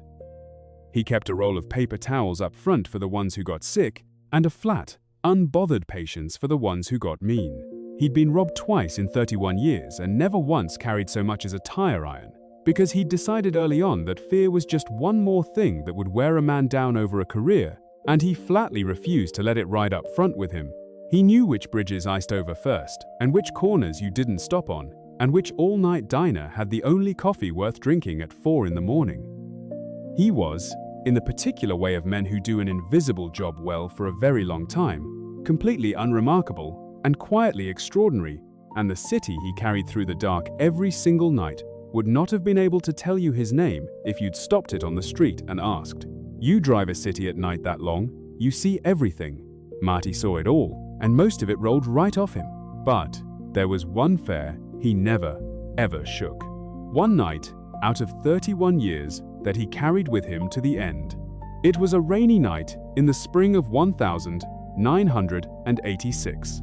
Late past 1 in the morning, Marty was cruising near the old bus depot downtown when a young woman stepped out from under the awning and flagged him. She was maybe 28, 30, soaked through, no umbrella, no coat to speak of, like she'd left somewhere in a hurry. And she was scared. Marty could see it the second she got in. She kept turning to look out the back window, watching the street behind them the whole time. She gave him an address, a quiet residential street way over on the other side of the river, a good 20-minute ride at that hour. And she sat back there, soaking wet, watching out the rear window, not saying a word, all the way across town. Marty had driven 1,000 scared people. He figured she'd had a bad night, a fight maybe, and he kept his mouth shut and drove, the way you learn to. He did notice things, though, the way you can't help doing. He noticed she had no purse, just some loose, crumpled money clutched in one fist. He noticed a thin, pale band on her finger where a ring used to be. And he noticed, when they were stopped at a light about halfway across, the rain coming down and the wipers going, that she'd stopped watching out the back window for a second and was just looking out the side at the dark, wet houses sliding by with the strangest soft look on her face.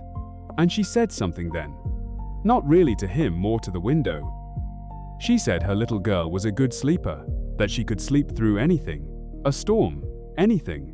She said it the way you'd say the most comforting fact in the whole world. And then the light went green, and she went back to watching the road behind them, and Marty drove on, and he didn't think a thing of it, because how could he?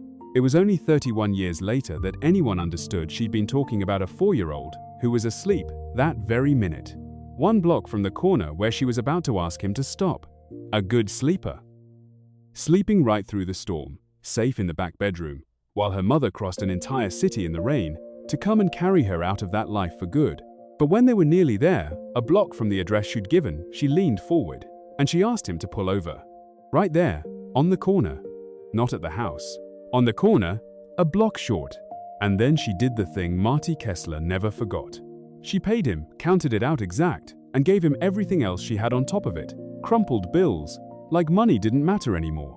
And then, before she opened the door, she leaned up close to the partition, and she said something to him, and it wasn't panicked. That's what got him. If she'd been screaming, hysterical, he'd have understood it and let it go. But she said it very quietly, and very clearly, and very calm, in a way that put the hair up on the back of his neck, worse than any screaming could have. She said, "I need you to remember this. I got into your cab tonight, downtown, by the bus station, and you brought me here, to this corner. And she looked up at the clock on his dash. It's 1:40 in the morning. Will you remember that for me, please? That I was here, that I got this far." And Marty said something like, "Sure. Lady, are you all right? Is somebody after you? I can take you to a police station. It's no trouble." And she just shook her head, and she said, "Please, just remember." And she said, "Thank you." And she got out, into the rain, and she pulled her thin jacket up over her head, and she walked off toward the dark houses down the block, and she looked back at him once, over her shoulder, and then she turned a corner and was gone. That was the last time anyone ever saw Maggie Hale alive. It was 4 or 5 days later that Marty saw her picture in the paper. A small item, the kind that runs and disappears. Local woman missing. Maggie Hale, 29. Last seen, the article said, leaving her home after a domestic dispute. Her husband, Gary Hale, had reported her missing. And there was her face, and Marty Kessler put down his coffee because he knew that face. He'd watched it in his rearview mirror for 20 minutes in the rain. He'd watched it ask him to remember. So Marty did what she'd asked. He remembered. He went down to the police station and he gave a statement. He told them everything, that she'd flagged him at the bus depot a little after 1, that he'd driven her across the river, that he dropped her, at her own request, at a specific corner, a block from a specific address, at 1:40 in the morning, that she'd been terrified, watching out the back window the whole way, and that she had begged him to remember that she'd gotten that far, and the detective wrote it down, and nothing happened. I want to be fair about why nothing happened, because it isn't a story about one stupid or lazy cop. It's worse than that. in a way. It's a story about how a true thing can land in front of people and just not catch. The husband, Gary Hale, had his own account. He said Maggie had walked out after a fight earlier that evening, around 9 o'clock, and that he'd never seen her again, and that frankly she'd been talking about leaving for a while. And here came a cab driver, a graveyard cabbie. No offense to the man with a story about the missing woman, not only alive but calmly handing out cash at 1:40 in the morning and asking a stranger to remember her. To a tired detective with a thin file, that didn't sound like a victim. That sounded like exactly what the husband was describing. A woman in the act of running away. A woman setting up her own disappearance. Asking a cabbie to remember she got this far. Well, doesn't that sound like somebody who wants it on the record that she left of her own free will before she vanishes into a new life somewhere? They canvassed the corner a little. Knocked on a few doors near the address. Nobody there knew a Maggie Hale. No sign of a struggle, no body, no evidence of anything but a cab ride that ended on a rainy corner. And so Maggie Hale's case did what most of these did. It thinned out, and it cooled off. And within a year or two, the working assumption, never said out loud but understood, was that Maggie Hale had run off and didn't want to be found. Her husband told that story for the rest of his life. He told it, most of all, to the one person it mattered to most, their daughter. A little girl named Nell, who was 4 years old when her mother walked out into the rain, and who grew up on her father's word, repeated 1,000 times, believing that her mother had simply abandoned her, chosen to leave, never looked back. Marty Kessler kept the trip sheet from that night. You have to understand what that was. In 1986, every fare, every shift, a cab driver filled out a trip sheet by hand pickup location, drop-off location, time, fare, paper. At the end of a shift, you turned it in to the company. But Marty made a copy of that one page before he handed it in, and he kept it. The bus depot, the corner, 1:40 a.m. The date. One line, in his own handwriting, in a drawer in his house. He kept it for 30 years, and he never knew exactly why, except that a frightened woman in the rain had asked him to remember, and he had told her he would, and he could not shake the feeling through all those years, through his retirement, through his kids growing up and his wife passing, and his own hair going white, that he had said yes to her, and then failed her, that she'd reached out of the dark and asked one small thing of him, a witness, a memory, and the world had shrugged it off, and there hadn't been one single thing Marty Kessler could do about it. He took it out over the years, that folded copy. Not often. But on certain nights, rainy ones, late ones, the spring anniversaries he wouldn't admit to himself he was counting, he'd open the drawer and unfold it and look at his own handwriting. The bus depot, the corner, 1:40 a.m. He told his wife about it once, late at night, and she held his hand and said there was nothing he could have done. Marty, she asked you to remember, and you did. That's all anyone could have done. And he'd nodded and folded it back up and never quite believed her, because remembering hadn't saved Maggie Hale. Remembering hadn't even gotten a single soul to look. He had said yes to a frightened woman in the rain, and then he'd watched the whole world decide she didn't matter, and the paper in his drawer came to feel less like a memory than like a promise he'd been allowed to make and never once been permitted to keep. He retired. His wife passed. His kids grew up and had kids of their own. And still, in a drawer, in a quiet house, one folded line waited patiently. The way some things wait, for years, for the single day they turn out to be the only thing in the world that matters. Until 2017, a cold case unit reopened Maggie Hale's file. And I'll tell you what put it back on the table, because it matters. It was Nell, the 4-year-old, grown up. 35 years old now, with a child of her own and standing in a hospital room not long before, watching her own little girl sleep, something had broken open in her. She had spent her whole life carrying the story her father gave her. Your mother left you. And she had never, down underneath, believed it. So she started pushing. She wrote letters. She made calls. She would not let it go. Until finally a cold case detective named Lena Okafor pulled the old box off the shelf and opened it up. And in that box, after 31 years, was Marty Kessler's statement. And stapled to it because Marty had given them a copy back in '86, and it had sat in the file, unregarded, the whole time was that one line off his trip sheet. The bus depot, the corner, 1:40 in the morning. Now, Detective Okafor did the thing nobody in 1986 had done. She didn't read that drop-off corner as evidence of a woman running away. She read it as evidence of where Maggie Hale physically was, alive, at a known minute of a known night. And she pulled a map. And she looked at what was a block from that corner, the address Maggie had given but not quite gone to. It was the home of Maggie's sister, a woman named Joan. Okafor sat with that for a long moment. Because in 1986, that corner had been treated as the end of the trail, the last spot a runaway was seen before she ran. But a runaway doesn't take a cab to within 1 block of her own sister's house at 1:40 in the morning and then beg a stranger to swear she made it that far. A woman running away from her family doesn't run straight toward the one address on earth where her child is sleeping. The corner wasn't the end of anything. It was almost the end of an escape that everyone, for 31 years, had been reading backwards. Maggie Hale hadn't been disappearing that night. She'd been arriving. She had been 90 seconds of walking from a lit door and a sleeping daughter, and somebody had made certain she never reached either one.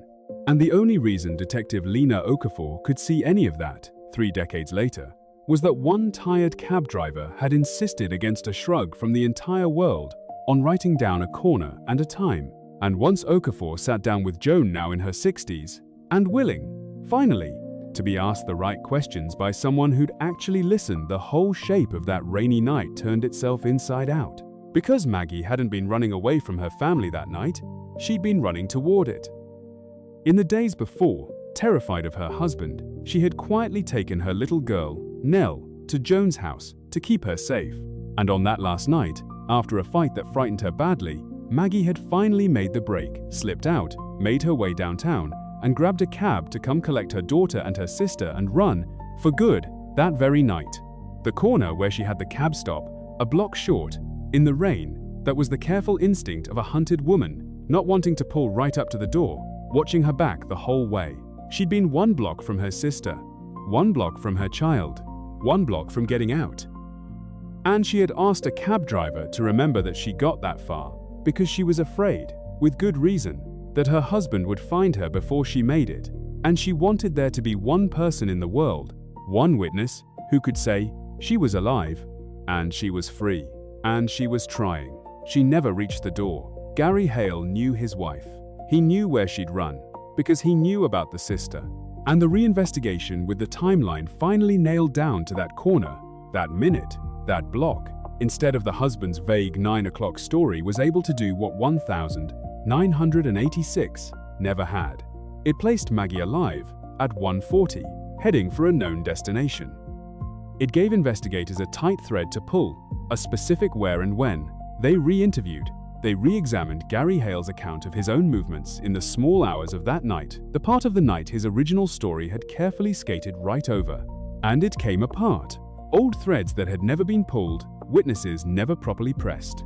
And at last, working outward from that fixed point on a rainy corner, a search that recovered Maggie Hale from a place tied to her husband after 31 years. Gary Hale was an old man by the time they arrested him. He had remarried. He had spent 3 decades telling his daughter that her mother chose to leave her. And in the end, the thing that undid every word of it, the one fixed star in 31 years of his lies, was a single line in a cab driver's logbook, kept in a drawer by a man who had simply refused to forget a stranger's last request. He was convicted. After 31 years, Maggie Hale got that much. And Nell got the truth. Her mother had not abandoned her. Her mother had died trying to reach her, had been 1 block away, in the rain, coming to get her, when she was stopped. For some people, that truth might sound like a small comfort against such a loss, and maybe it is. But I have to believe it is not nothing. To a person who spent 35 years believing she wasn't worth staying for, to finally learn that her mother died crossing a city in the middle of the night for the chance to take her hand and run. Joan had carried her own version of it.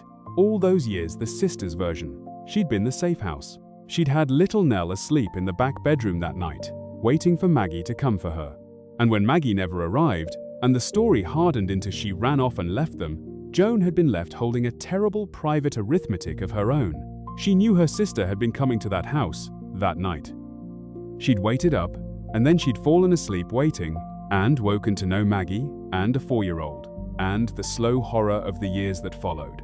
31 of them unable to prove the one thing she knew, all the way down in her bones. That Maggie would have crawled across that whole city on her hands and knees to reach that child, and that something, or someone, had stopped her one single block short. When Detective Okafor finally sat down across from her with the right questions, Joan didn't hesitate for a second. She had been waiting 3 decades to be asked them. Marty Kessler lived to see it. He was past 80, but he was still sharp, and Detective Okafor made sure she went to him in person. She told him that the affair he'd carried for 31 years, the woman he was so sure he'd failed, was the reason a killer had finally answered for what he'd done, and the reason a daughter had her mother back. She told him that the one small thing Maggie Hale had asked of him on a rainy corner in 1986, please remember, he had done. He had remembered for 31 years, when nobody else in the world thought it was worth remembering, and it had turned out to be everything. They say the old man didn't cry until she said that last part, and then he did. Nell asked to meet him afterward. The cab driver, after the trial, after all of it was finally over, she asked, and Marty Kessler, old now and slowed down, but still sharp as a tack, said yes. And so, a woman in her late 30s sat down across a kitchen table from the last person on earth to see her mother alive. They talked for a long while. She wanted to hear it from him directly. What her mother had looked like, what she'd said, how she had seemed, there at the end. And Marty told her. He told her that her mother had been brave, not screaming, not coming apart, but calm and clear and deliberate, a woman doing a terribly hard thing on purpose. He told her about the band on her finger and the money in her fist and the way she'd watched the road behind them the whole way across town, being careful, being smart, very nearly making it. And then he told her the thing he'd carried for 31 years and never once gotten to hand to anybody who would understand what it was worth. He said, "The last thing your mother talked about, on the last night of her life, in the back of my cab, in the rain, was you. She told me you were a good sleeper." She said it like it was the finest thing she knew in this world. And Nell, who had spent 35 years believing she was the child her mother chose to leave behind, put her face down in her hands at a stranger's kitchen table. And finally, after all that time, got to cry for the right reason. So that's what I'll leave you with. On this stretch of road tonight, you spend your hours out here in the dark, and the world is mostly asleep, and it's easy to feel like none of it counts for much. Just miles, just hours, just getting from one place to the next. But you don't know who the night is going to put in front of you. You don't know when you're going to be the last safe place a frightened person sits, the last set of eyes to see them, the only witness the dark allows them. And you don't know which small thing you notice, or remember, or refuse to let go of, is going to turn out years and years from now, long after you'd given up on it, ever mattering to be the only justice a stranger ever gets. Maggie Hale asked a tired cab driver to remember her. So, remember, pay attention to the people the night puts in your care. You may be the only one who ever does. That was The Last Fair. We've got more road ahead, you and I. Next time out, we leave the moving world behind entirely, and we sit still for a while in a small house, late at night, with a man who can't sleep and an old police scanner crackling on the kitchen table. Most nights, it's just noise, codes and call signs and the ordinary business of a city's bad hours. But one night, a voice came across that scanner that wasn't supposed to be there, and the man who couldn't sleep was the only one listening. He was a widower, this man, and the scanner had been his company for years, a small, faithful crackle on the kitchen table through the long, empty hours when sleep wouldn't come and the house was too quiet to sit in. Most nights, that's all it was, noise and company. The ordinary sad business of a city's worst hours washing over him while a cup of tea went cold at his elbow. But what came across it that one night would send him out his own front door at 4 in the morning, an old man in his slippers, a coat thrown over his pajamas, driving streets he had no earthly business on, chasing a single sound across a sleeping city? Because he became certain, in the way you can only be certain, at 4 a.m., with no one around to talk you down out of it, that somewhere out there a person was running out of time, and that he was the one soul awake in the whole city who knew it. He was right about that. He was also very nearly too late. But that's up the road away. For now, there's just this, the line, and the dark, and the miles, and the quiet. So keep your eyes where they belong, and your speed where it ought to be, and let the rest of the world stay asleep a while longer. It's only us out here, and that's all right. The night isn't over yet. It never quite is. But you are not driving it alone, and you won't be, not for one single mile of it. I'll be right here, the whole way to morning. Still with me? Good. I had a feeling you would be. We've come a long way tonight, you and I, and the sky out past your windshield is probably starting to think about going grey at the edges, even if it hasn't quite committed to it yet. That's all right. We've got 2 more before the sun comes up, and I saved a pair of the best for the end of the road. The last story left the highway and dropped us into a city. This one stays in one small town, and it gets very quiet and very still, all the way down to a single kitchen in a single house in the dead middle of the night, where one man sat awake with the only company he had left in the world. This one is called The Sound on the Scanner. His name was Gene, and he was 71 years old, and he could not sleep. He hadn't slept right in 2 years, not since Marie died. 44 years of marriage. And then the bed was half empty, and the house was too big and too quiet. And Gene Meckham discovered what a lot of people discover when they lose the person they've slept beside their whole adult life. That the nighttime is the worst of it, the days you can fill. But the nights just sit there, 3 a.m., 4 a.m., staring at the ceiling, the house ticking and settling around you, and nobody to say a word to. Marie had been the talker, you see.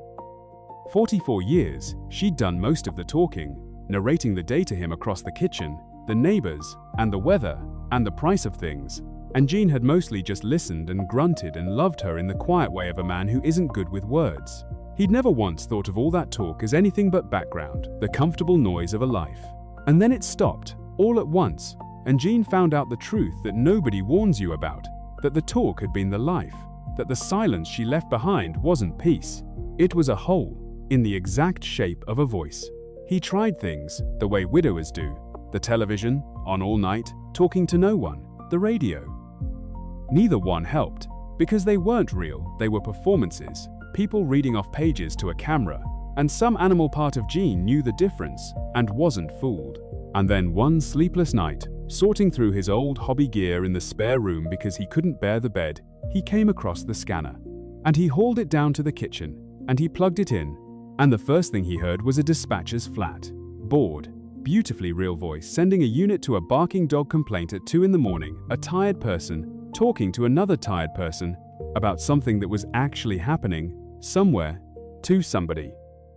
And Gene Meckham sat down at his own kitchen table and listened, and for the first time in months the silence didn't have him by the throat. That's all it was.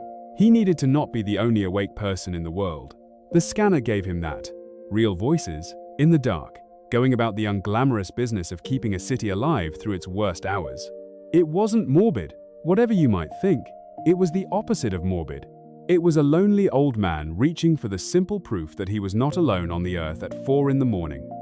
So Gene did what he did. He got up, and he went down to the kitchen, and he turned on the scanner. Now, Gene had been a telephone lineman for 38 years before he retired. He'd spent his whole working life up poles and down manholes, with wire and signal and the invisible hum of things being carried from one place to another, and somewhere along the way he'd picked up radio as a hobby, built his own sets, new antennas and frequencies and the way a signal travels and fades. And after Marie passed, that old police scanner on the kitchen table became his nighttime companion. He'd sit there with a cup of tea, going cold, in the dark, and listen to the city's bad hours roll past. The codes, the call signs, the flat, tired voices of dispatchers and patrol units handling the drunks and the fender benders and the alarms going off in empty buildings. It wasn't pleasant, exactly, but it was human voices in the middle of the night, and it meant he wasn't the only one awake. It meant he wasn't completely alone in the dark. For 2 years, that's all it ever was, company. And then, one night in the early spring, somewhere around 3 in the morning, Gene Meckham heard something on that scanner that did not belong there. It came in between the police traffic. The regular channels would go quiet for a stretch, the way they do at 3 a.m. And in one of those gaps, very faint, almost buried in the hiss, Gene heard a voice. A woman's voice. And it wasn't a dispatcher, and it wasn't an officer, and it wasn't on any frequency that made sense. It was a whisper. He couldn't make out words the first time, just the shape of a whisper, low and urgent, surfacing for a few seconds out of the static, and then gone. Gene sat up. He fiddled with the dial. Nothing. Just the hiss, and then the regular chatter coming back. And he told himself the way Carol Briggs told herself, the way we all tell ourselves that he'd imagined it. Crosstalk. A stray signal bouncing off the night sky from 100 miles away. The mind playing tricks at 3 in the morning. He drank his cold tea and went back to bed. But the next night, he heard it again. And this time, he caught a few of the words. She was whispering, "Don't know where I am. Please. If anybody can hear me, I don't know where I am." Gene Meekum went very cold and very still in his dark kitchen. He didn't sleep at all that night. He sat at the table until the windows went grey, turning it over and over. And he did the thing we all do. He argued himself out of it, and then back into it, and then out again. It was a fluke signal. It was a movie playing on a TV somewhere, bleeding over. It was kids messing around with a radio. It was his own lonely mind, hungry for something to matter, building a tragedy out of static, because a tragedy was at least a reason to be awake.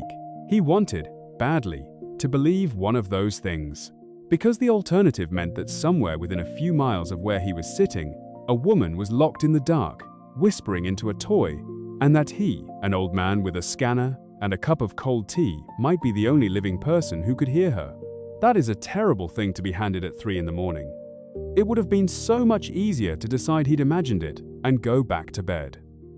He thought about it, and then he thought about the words she'd used, "I don't know where I am," and the particular, specific terror in a whisper that doesn't even know if it's reaching anyone. And he found that he could not, in good conscience, decide it was nothing.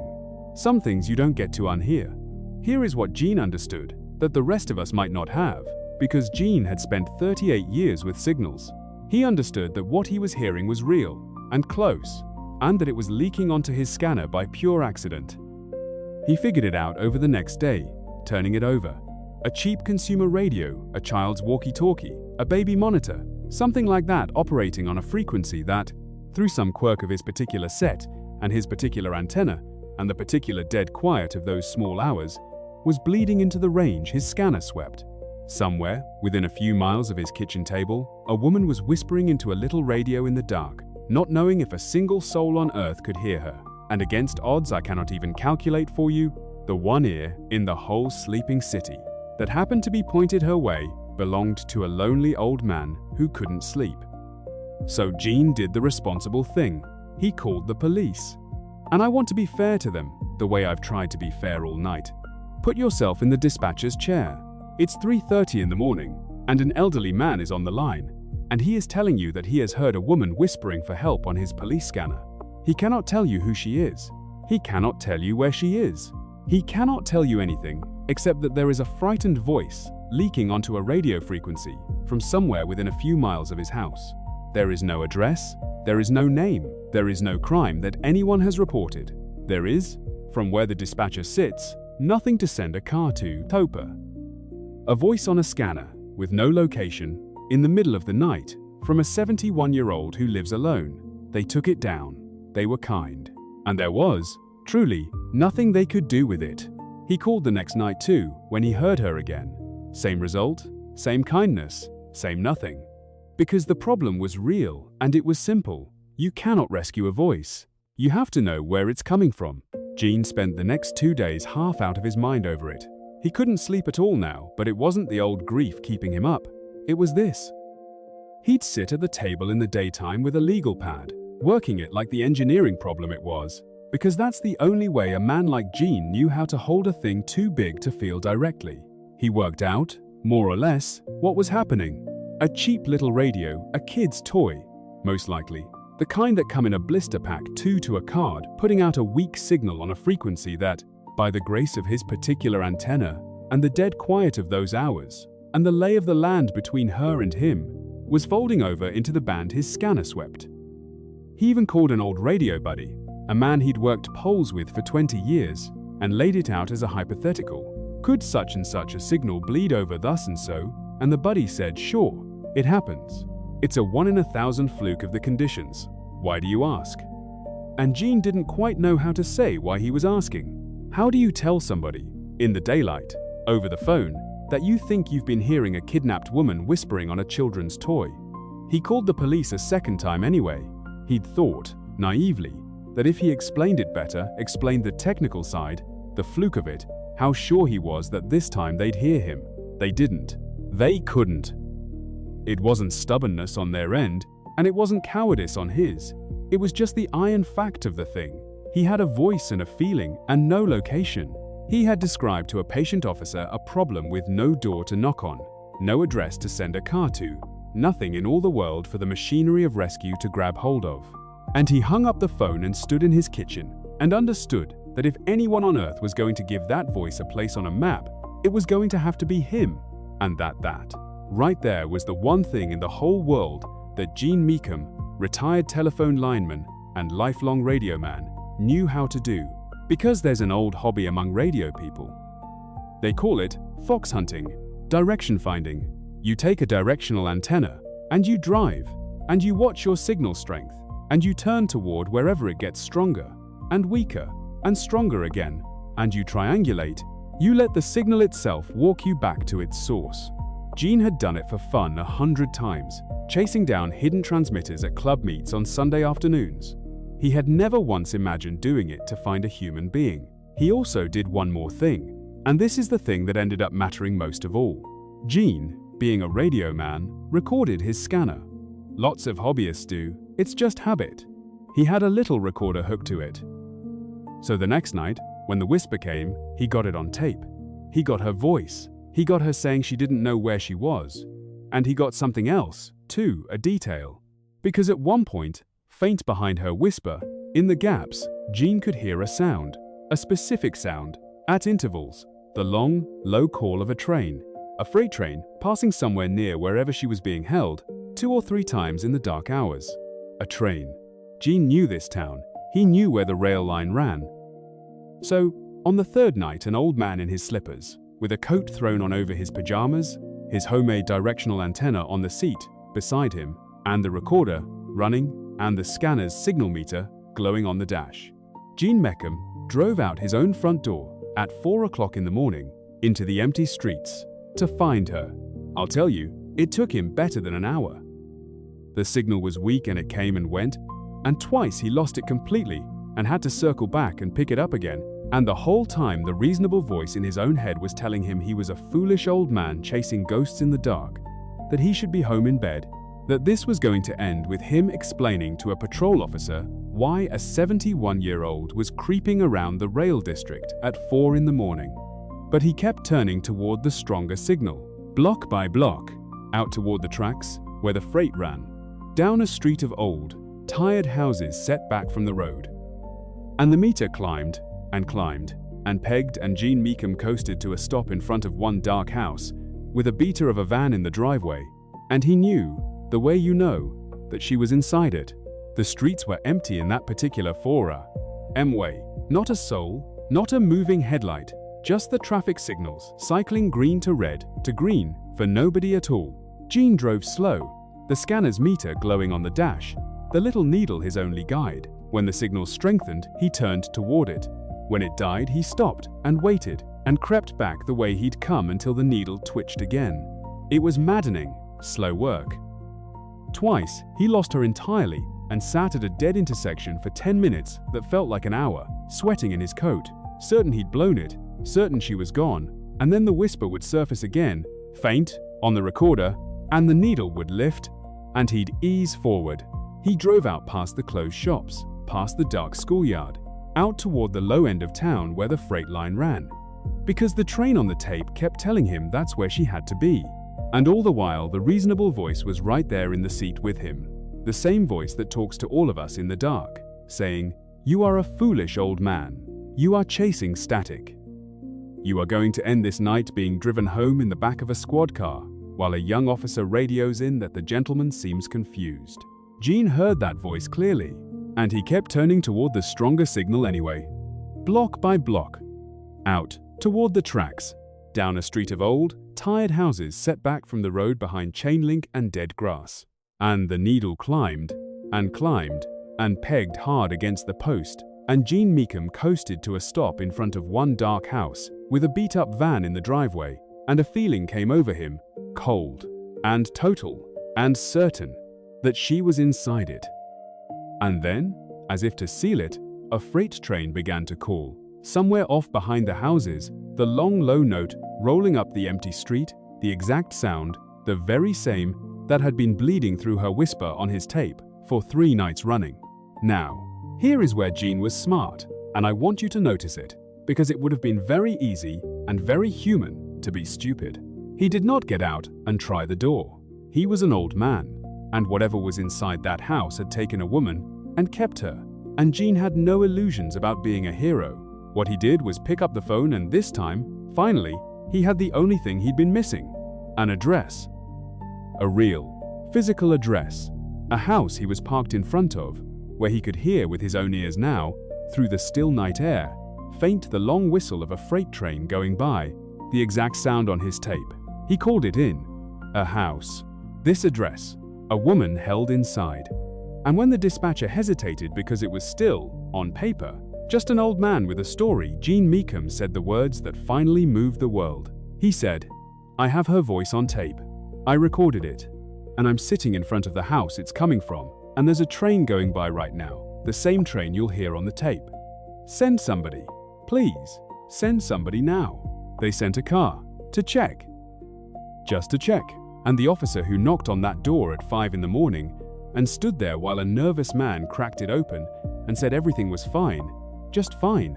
Why was there a problem? That officer, prompted by the strange, specific call and a lifetime's instinct for a man who's lying, did not simply leave. He kept the man talking. He looked past him into the house, and somewhere in those next few minutes, a sound, a glimpse, the wrongness of it all, it became a welfare check. And then it became a great deal more than that, and before the sun was fully up, they had found Renee. That was her name. Renee. She was 26 years old, and she had been missing for 11 days. There had, in fact, been a small item in the paper about it. A young woman who'd vanished after leaving work, the kind of item that runs once and disappears, the kind Gene might even have half noticed and forgotten. She had been held in a back room of that house by a man who was, in the end, nobody, not a neighbor, anyone trusted, not a beloved figure, not anything but an ordinary stranger in an ordinary house on an ordinary street, which is its own kind of horror. And in the room where he'd kept her, among the junk, she had found a child's walkie-talkie. And every night, in the dark, not knowing if it even worked, not knowing if anyone in the entire world could hear her, she had whispered into it, "I don't know where I am. Please. If anybody can hear me, somebody could." One man, the one man awake, with the one set tuned the one way, on the one frequency, who had spent 38 years learning exactly how to find a voice in the dark. I'm not going to tell you what shape Renee was in, or how much time she might not have had. I'll only tell you that the people who were there said it was close, that the man had a packed bag, and that the van in the driveway had a full tank. That it was, very likely, going to be her last night in that house, one way or the other, and that Gene Meekum, foolish old man in his slippers, had pulled into the driveway of it at 4 in the morning with hours, maybe less, to spare. Renee lived. The man who took her went to prison for a very long time. And here is the part I love, the part that I think about when my own nights get long. Gene Meekum had spent 2 years believing he was finished, a widower, a retiree, an old man whose usefulness was behind him, sitting up alone every single night with a scanner, because he couldn't bear the silence and had nowhere else to put the hours. He had felt, I think, the way a lot of people come to feel when the world quietly decides they're done, like a ghost in his own house. Like the night had nothing left for him but waiting it out. And it turned out that the very thing that made him feel most useless, the insomnia, the loneliness, the strange, sad habit of an old man listening to a radio at 3 in the morning, was the exact thing, the only thing, that put him in a position to reach into the dark and pull a young woman back into the world by her voice. They didn't let Gene leave. That morning, he sat in his car at the curb through all of it, an old man in his pajamas and coat, watching the quiet street fill up with the lights he'd spent 2 years listening to, but never once seen up close the squad cars, then more of them, then the unmarked ones, then the ambulance.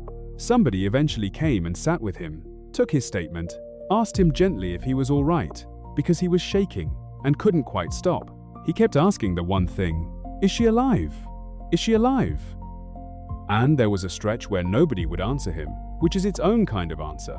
And Jean sat there and made the only bargain a man can make at a moment like that, with whoever it is we bargain with, and waited. And then a young officer crouched down by his open door and told him, yes, she was alive. They'd gotten to her in time. And Gene Meckham, who had not really cried at his own wife's funeral 2 years before Gene had held it together so well that people had worried about him, put his hands over his face at the curb and came apart completely, in relief, in grief, in something with no name, for a woman he had never met and would not have recognized if she'd walked past him on the street. Renee's family did not let him go back to being alone. They couldn't, really, once they'd met him. He became, in his last years, a fixture at their table, a sort of grandfather to a young woman who, by every right, should not have lived to have one. It was Renee herself who sought him out first, once she was strong enough. She wanted to meet the man whose voice she'd never heard but who had, somehow, heard hers. And the two of them, the young woman who'd whispered into the dark and the old man who'd been the only one tuned to catch it, formed a bond that I don't think either of them had words for. She told him, I'm told, that on the worst nights in that room she had not really believed anyone could hear her, that she'd kept whispering anyway, into the little radio, the way you keep doing the one small thing that's yours to do, even past hope, because to stop would be to give up entirely. And Gene told her that he understood that exactly because that, he said, was what the scanner had been for him. The one small thing he kept doing in the dark, past hope, because to stop would be to give up. Two people, each whispering into the night in their own way, certain no one was listening. And then, they'd found each other on a frequency neither of them had any business sharing. They used to marvel at the math of it, the 1,000 things that had to go exactly right, or wrong, for her voice to land in his kitchen. Renee called it a miracle. Gene, being a radio man, said it was just physics, and then he'd get quiet, and you could tell he wasn't entirely sure there was a difference. Gene Meckham died a few years later, and he did not die a ghost in a quiet house. He died as the man who saved Renee. The man who was listening. So this is what I'd ask you to carry, on this last dark stretch before the sun. There is a lie the world tells the people. It has decided to overlook the old, the lonely, the ones nobody calls anymore, the ones awake at hours when everyone else is asleep. The lie is that you don't count for much, that the world is happening somewhere else, to other people, and you're just running out the clock. And I am here to tell you, on the authority of one sleepless old man and a child's walkie-talkie, that it is not true. You don't know who's whispering into the dark on the one frequency you happen to be tuned to. You don't know when being the only one awake, the only one paying attention, the only one who refuses to be brushed off, turns out to be the difference between a life and a grave. Gene Meckham was listening. So listen. And when you hear something out there that everyone else would tell you is nothing, don't you let them tell you it's nothing. That was the sound on the scanner. We've got one more, and then I'll let the morning have you. I want to take you back to where we started tonight. All the way back to the first story, to that long, empty arm of Route 6 out in the high desert, and to mile marker 412, and to a trucker named Earl Vance who didn't stop. Because I told you that story already, start to finish, and I told you the truth, every word of it, but I left one thread hanging. I left it on purpose, because that thread didn't get tied off until just a few years ago, and it is, I think, the best place to leave you. The last story is called The Sixth. You'll remember the shape of it. 6 women, gone along that corridor between 1,984 and 1,990. Mara Ellison, the cold case investigator, who finally laid all 6 folders on one table in 1998 and saw the pattern nobody else had.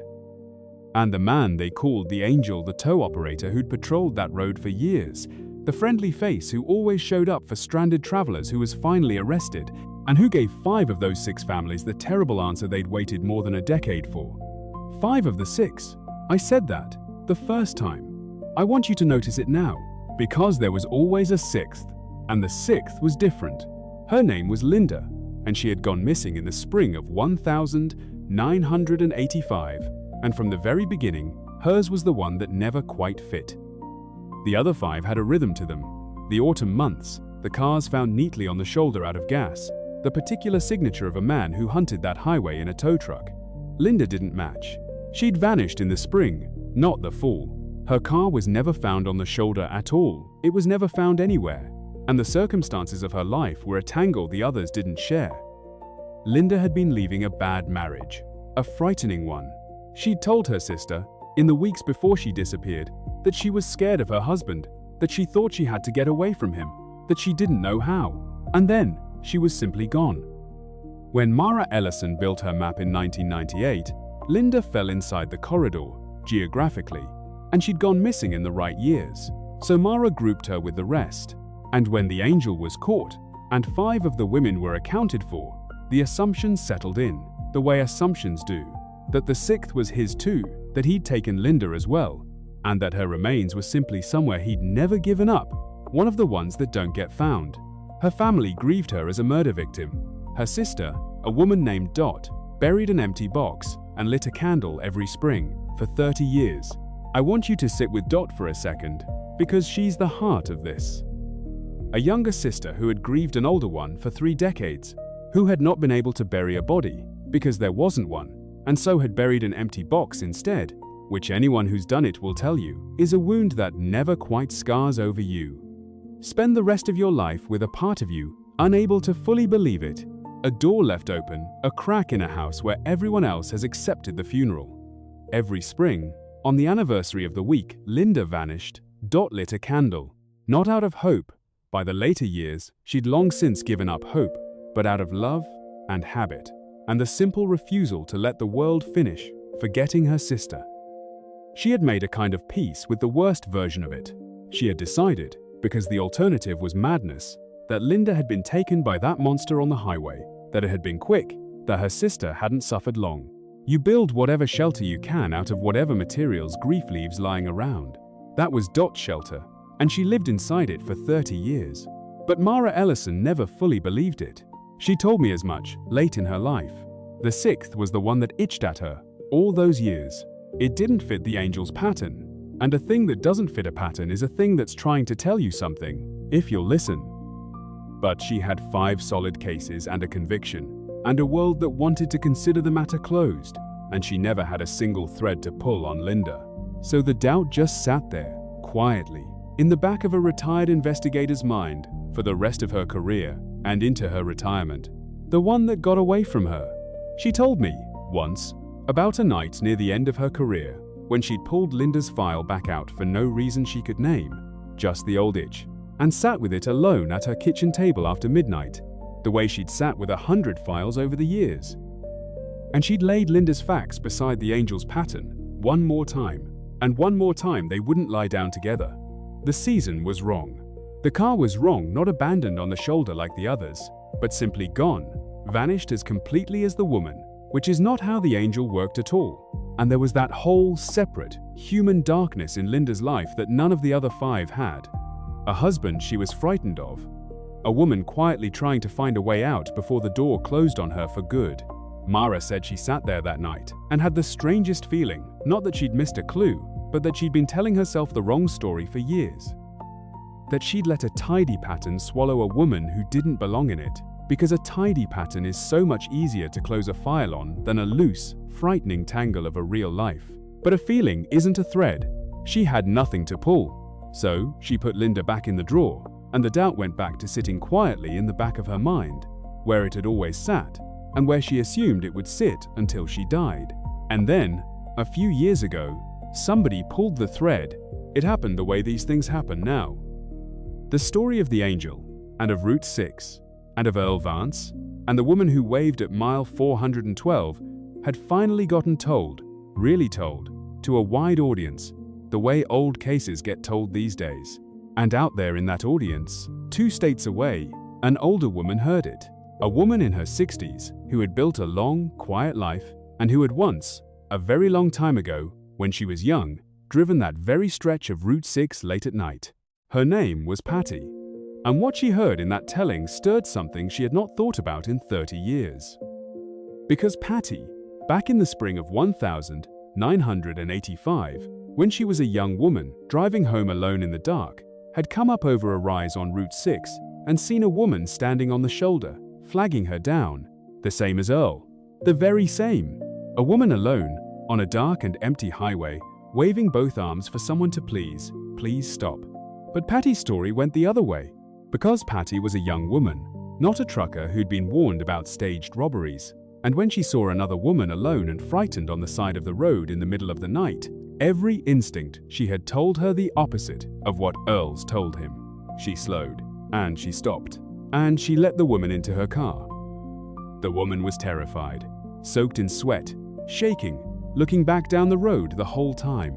She didn't say much, and what she did say didn't entirely make sense to Patty. Something about her car, something about needing to get away. Please, just to the next town, just to the bus station, please. Patty drove her the 40-some miles to the next town with a depot, and they were the strangest 40 miles of her young life.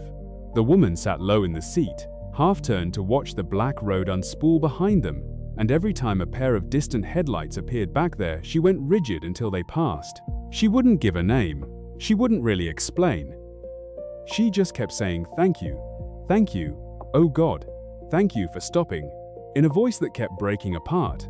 And once she reached over and gripped Patty's arm on the gearshift, hard, like a person who'd been drowning grabbing the side of a boat, and then caught herself and let go, and apologized.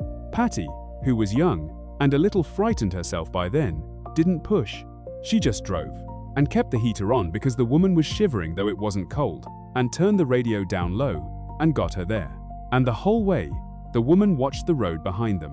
The woman thanked her, over and over, in a voice that broke. And she got out, at the bus station, in the dark, and she disappeared inside. And Patty drove home, and thought, well, that was strange, I hope she's all right, and then got on with her young life, and forgot all about a scared hitchhiker she'd given a ride to once. 30 years went by. You would forget too. We all would.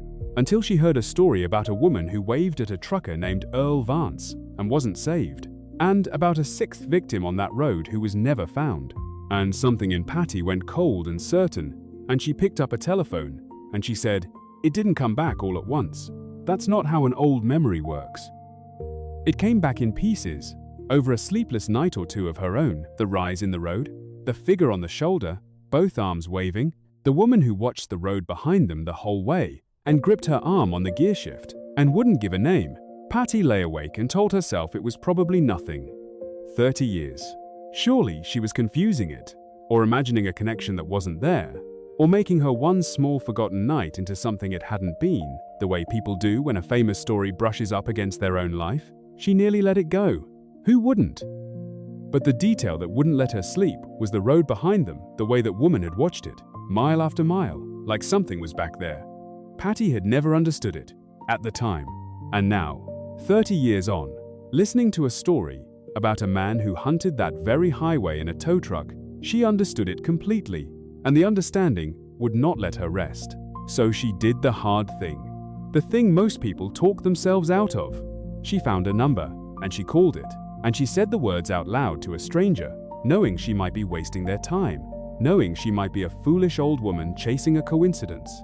I think, a long time ago, I gave that woman a ride. I'll tell you what they found when they finally pulled that thread, because it is the thing I've been driving toward all night, and it is the only note I want to leave ringing when the sun comes up.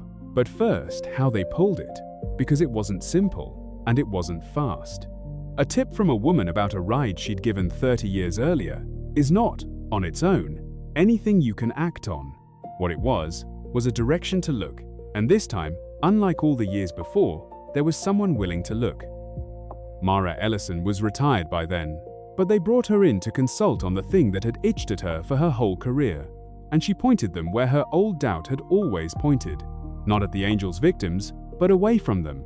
They started with the bus depot Patty named, and worked outward from a single fixed point, a frightened woman, alive, put on the road to that depot on a specific night in the spring of 1985.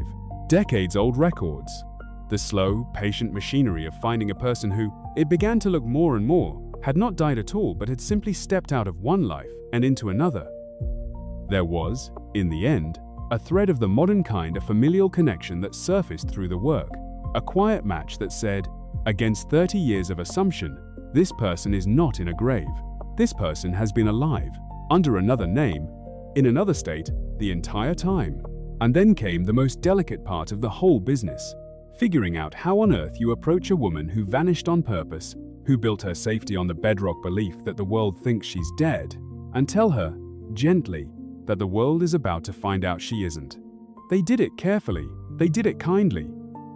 And what they confirmed, when they finally, gently did it, was the thing this whole long night has been driving toward. Linda was alive. She had been alive the whole time, for 30 years. Because Linda had not been a victim of the angel at all. Mara Ellison's itch had been right. On that spring night in 1985, Linda had finally done the thing she'd been too frightened to do. She had run from her husband. Her car had failed her out on Route 6, or she'd abandoned it. The details got murky across the decades, but she'd ended up on foot on that highway in the dark, desperate, with a violent man somewhere behind her, and a young woman named Patty had stopped and driven her to a bus station, and Linda had gotten on a bus and vanished into a new life, under a new name, hundreds of miles away. She had done what almost no one manages to do. She had gotten clean away. And here is the terrible, beautiful irony of it, the thing that I cannot stop turning over. The assumption that destroyed her family, the belief that the highway killer had taken her, that she was dead in the desert somewhere, was the very thing that kept Linda alive, because her husband believed it too. The whole world believed it. And a woman that the whole world believes is dead is a woman that no one comes looking for. The grave they thought she was in was the only thing that hid her.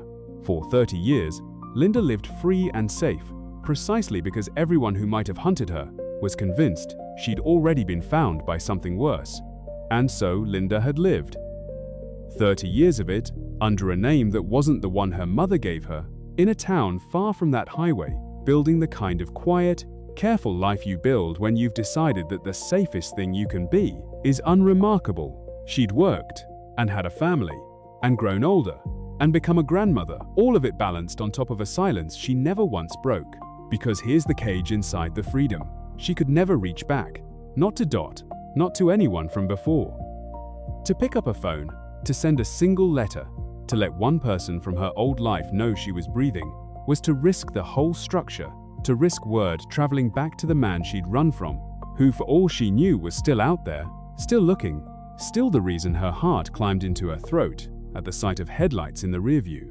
She had read, somewhere along the way, that everyone back home believed the highway killer had taken her, and she had let them believe it, had needed them to. It was the deadbolt on the only door between her and the thing she'd fled.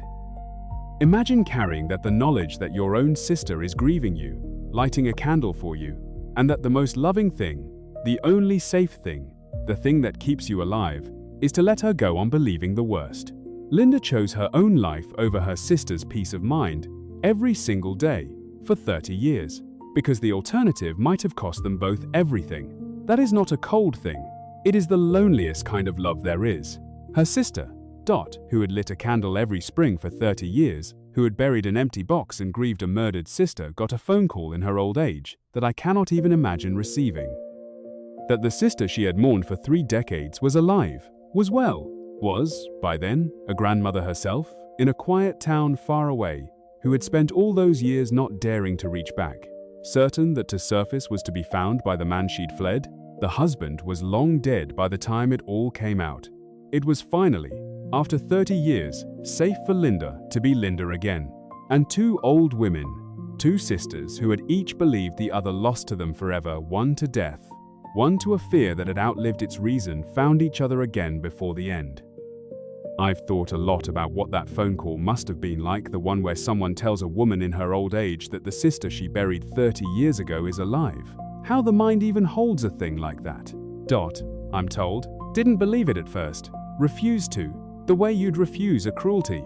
And then there was a voice on the line that she had not heard in 30 years, and had never expected to hear again, this side of the grave.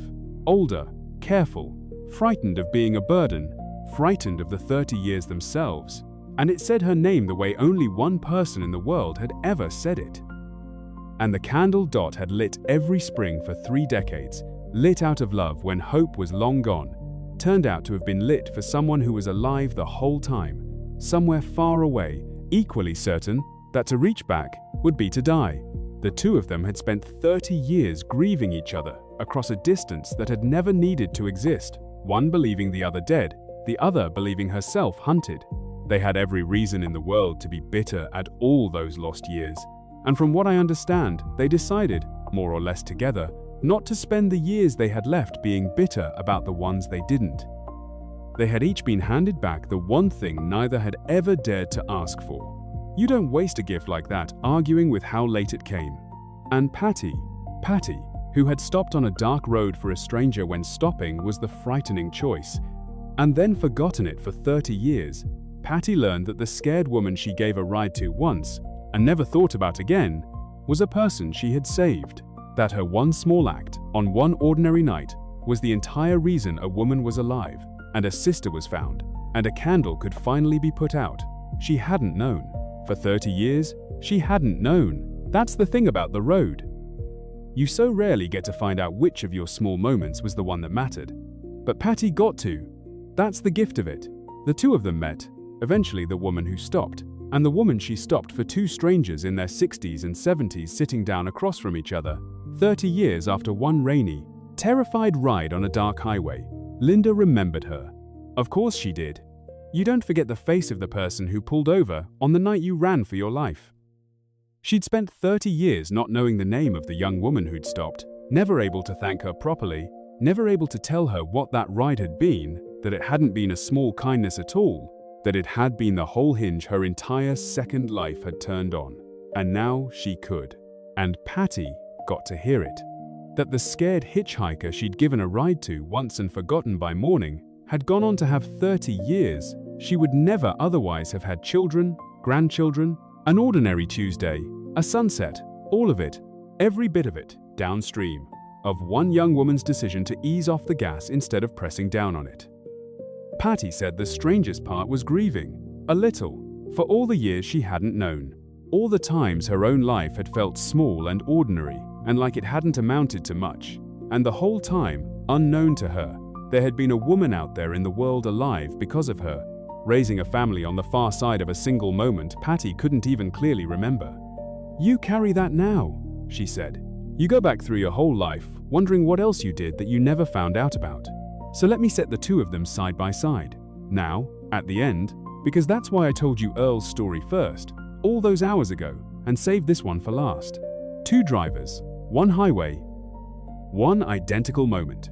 On two different dark nights, a woman alone on the shoulder, waving both arms, begging someone to stop. Earl Vance didn't stop, and he was right to be afraid, and stopping might well have killed him. And he carried that night like a stone for 31 years, and out of his not stopping, out of the terrible weight of it, came the memory that finally brought 5 grieving families their answers. That was the grace hidden inside his sorrow, and Patty stopped, and out of her stopping came a life, a whole long life, lived in secret freedom, and a reunion 30 years in the making, and the one bright thread in this entire dark tapestry that doesn't end in a grave. The cost of not stopping, and the grace of stopping, the same road gave us both. And I don't tell you this to say which of them was right, because the honest truth is that the world is dangerous, and you have to keep yourself alive. And there are nights to drive on, and there are nights to stop, and God help us, we almost never know in the moment which night we're in. I tell you this so that you'll understand what I've understood, riding these dark roads with people like you for so long. That every one of these stories, the trucker, the dead-end street, the motel on the pass, the cab in the rain, the old man and his scanner, the woman on the shoulder who lived, every single one of them turns on the same small, enormous hinge. Somebody paid attention. Somebody remembered. Somebody trusted the cold feeling in their gut. Somebody refused to be brushed off, or stopped when it was easier to drive on, or simply could not forget a stranger's face. Tiny things. The kind of thing that feels like nothing at all in the moment you do it. And then 30 years go by, and it turns out to have been everything. That's the whole of it. That's what I wanted to give you, across this long night together. The sun's about up now, isn't it? I can feel it out there, even from here. So let me say the last things, while it's still just us. Thank you. I mean that. Thank you for letting me ride along through the dark with you tonight, mile after mile, while the rest of the world slept. It is no small thing, the company of someone awake on the same long road. It's most of what these stories are, even for. Not the crimes, really. Not the dark parts. Those are just the shape the lesson comes wrapped in. What they're for is the company, yours and mine, two people awake on the same long road, keeping each other going till the light comes up. And if any of this kept you good company out there, if it held your eyes on the line and your mind off the miles and got you a little closer to wherever you're headed, then whenever you're parked and the engine's off and you've got a free second that doesn't belong to the road, I'd be grateful, truly, if you'd subscribe. That's the whole of the ask, and it's the last time I'll make it. It's just how more drivers find these on their own long nights. It's how I get to keep doing this, keep finding the stories, keep keeping you company. So, if it feels right, do it later, when the wheels aren't turning. And if it doesn't, that's all right too. You rode the whole night with me, and that's more than enough. Now, wherever this road is taking you home, or work, or just the next town with a cup of decent coffee, get there safe, watch that line, trust your gut, look at the faces, be kind to the quiet ones, and remember the small things, because you never, ever know. The night's over, you made it to morning, you always do. And I'll be right here, down the road, the next time the dark gets long. Drive safe.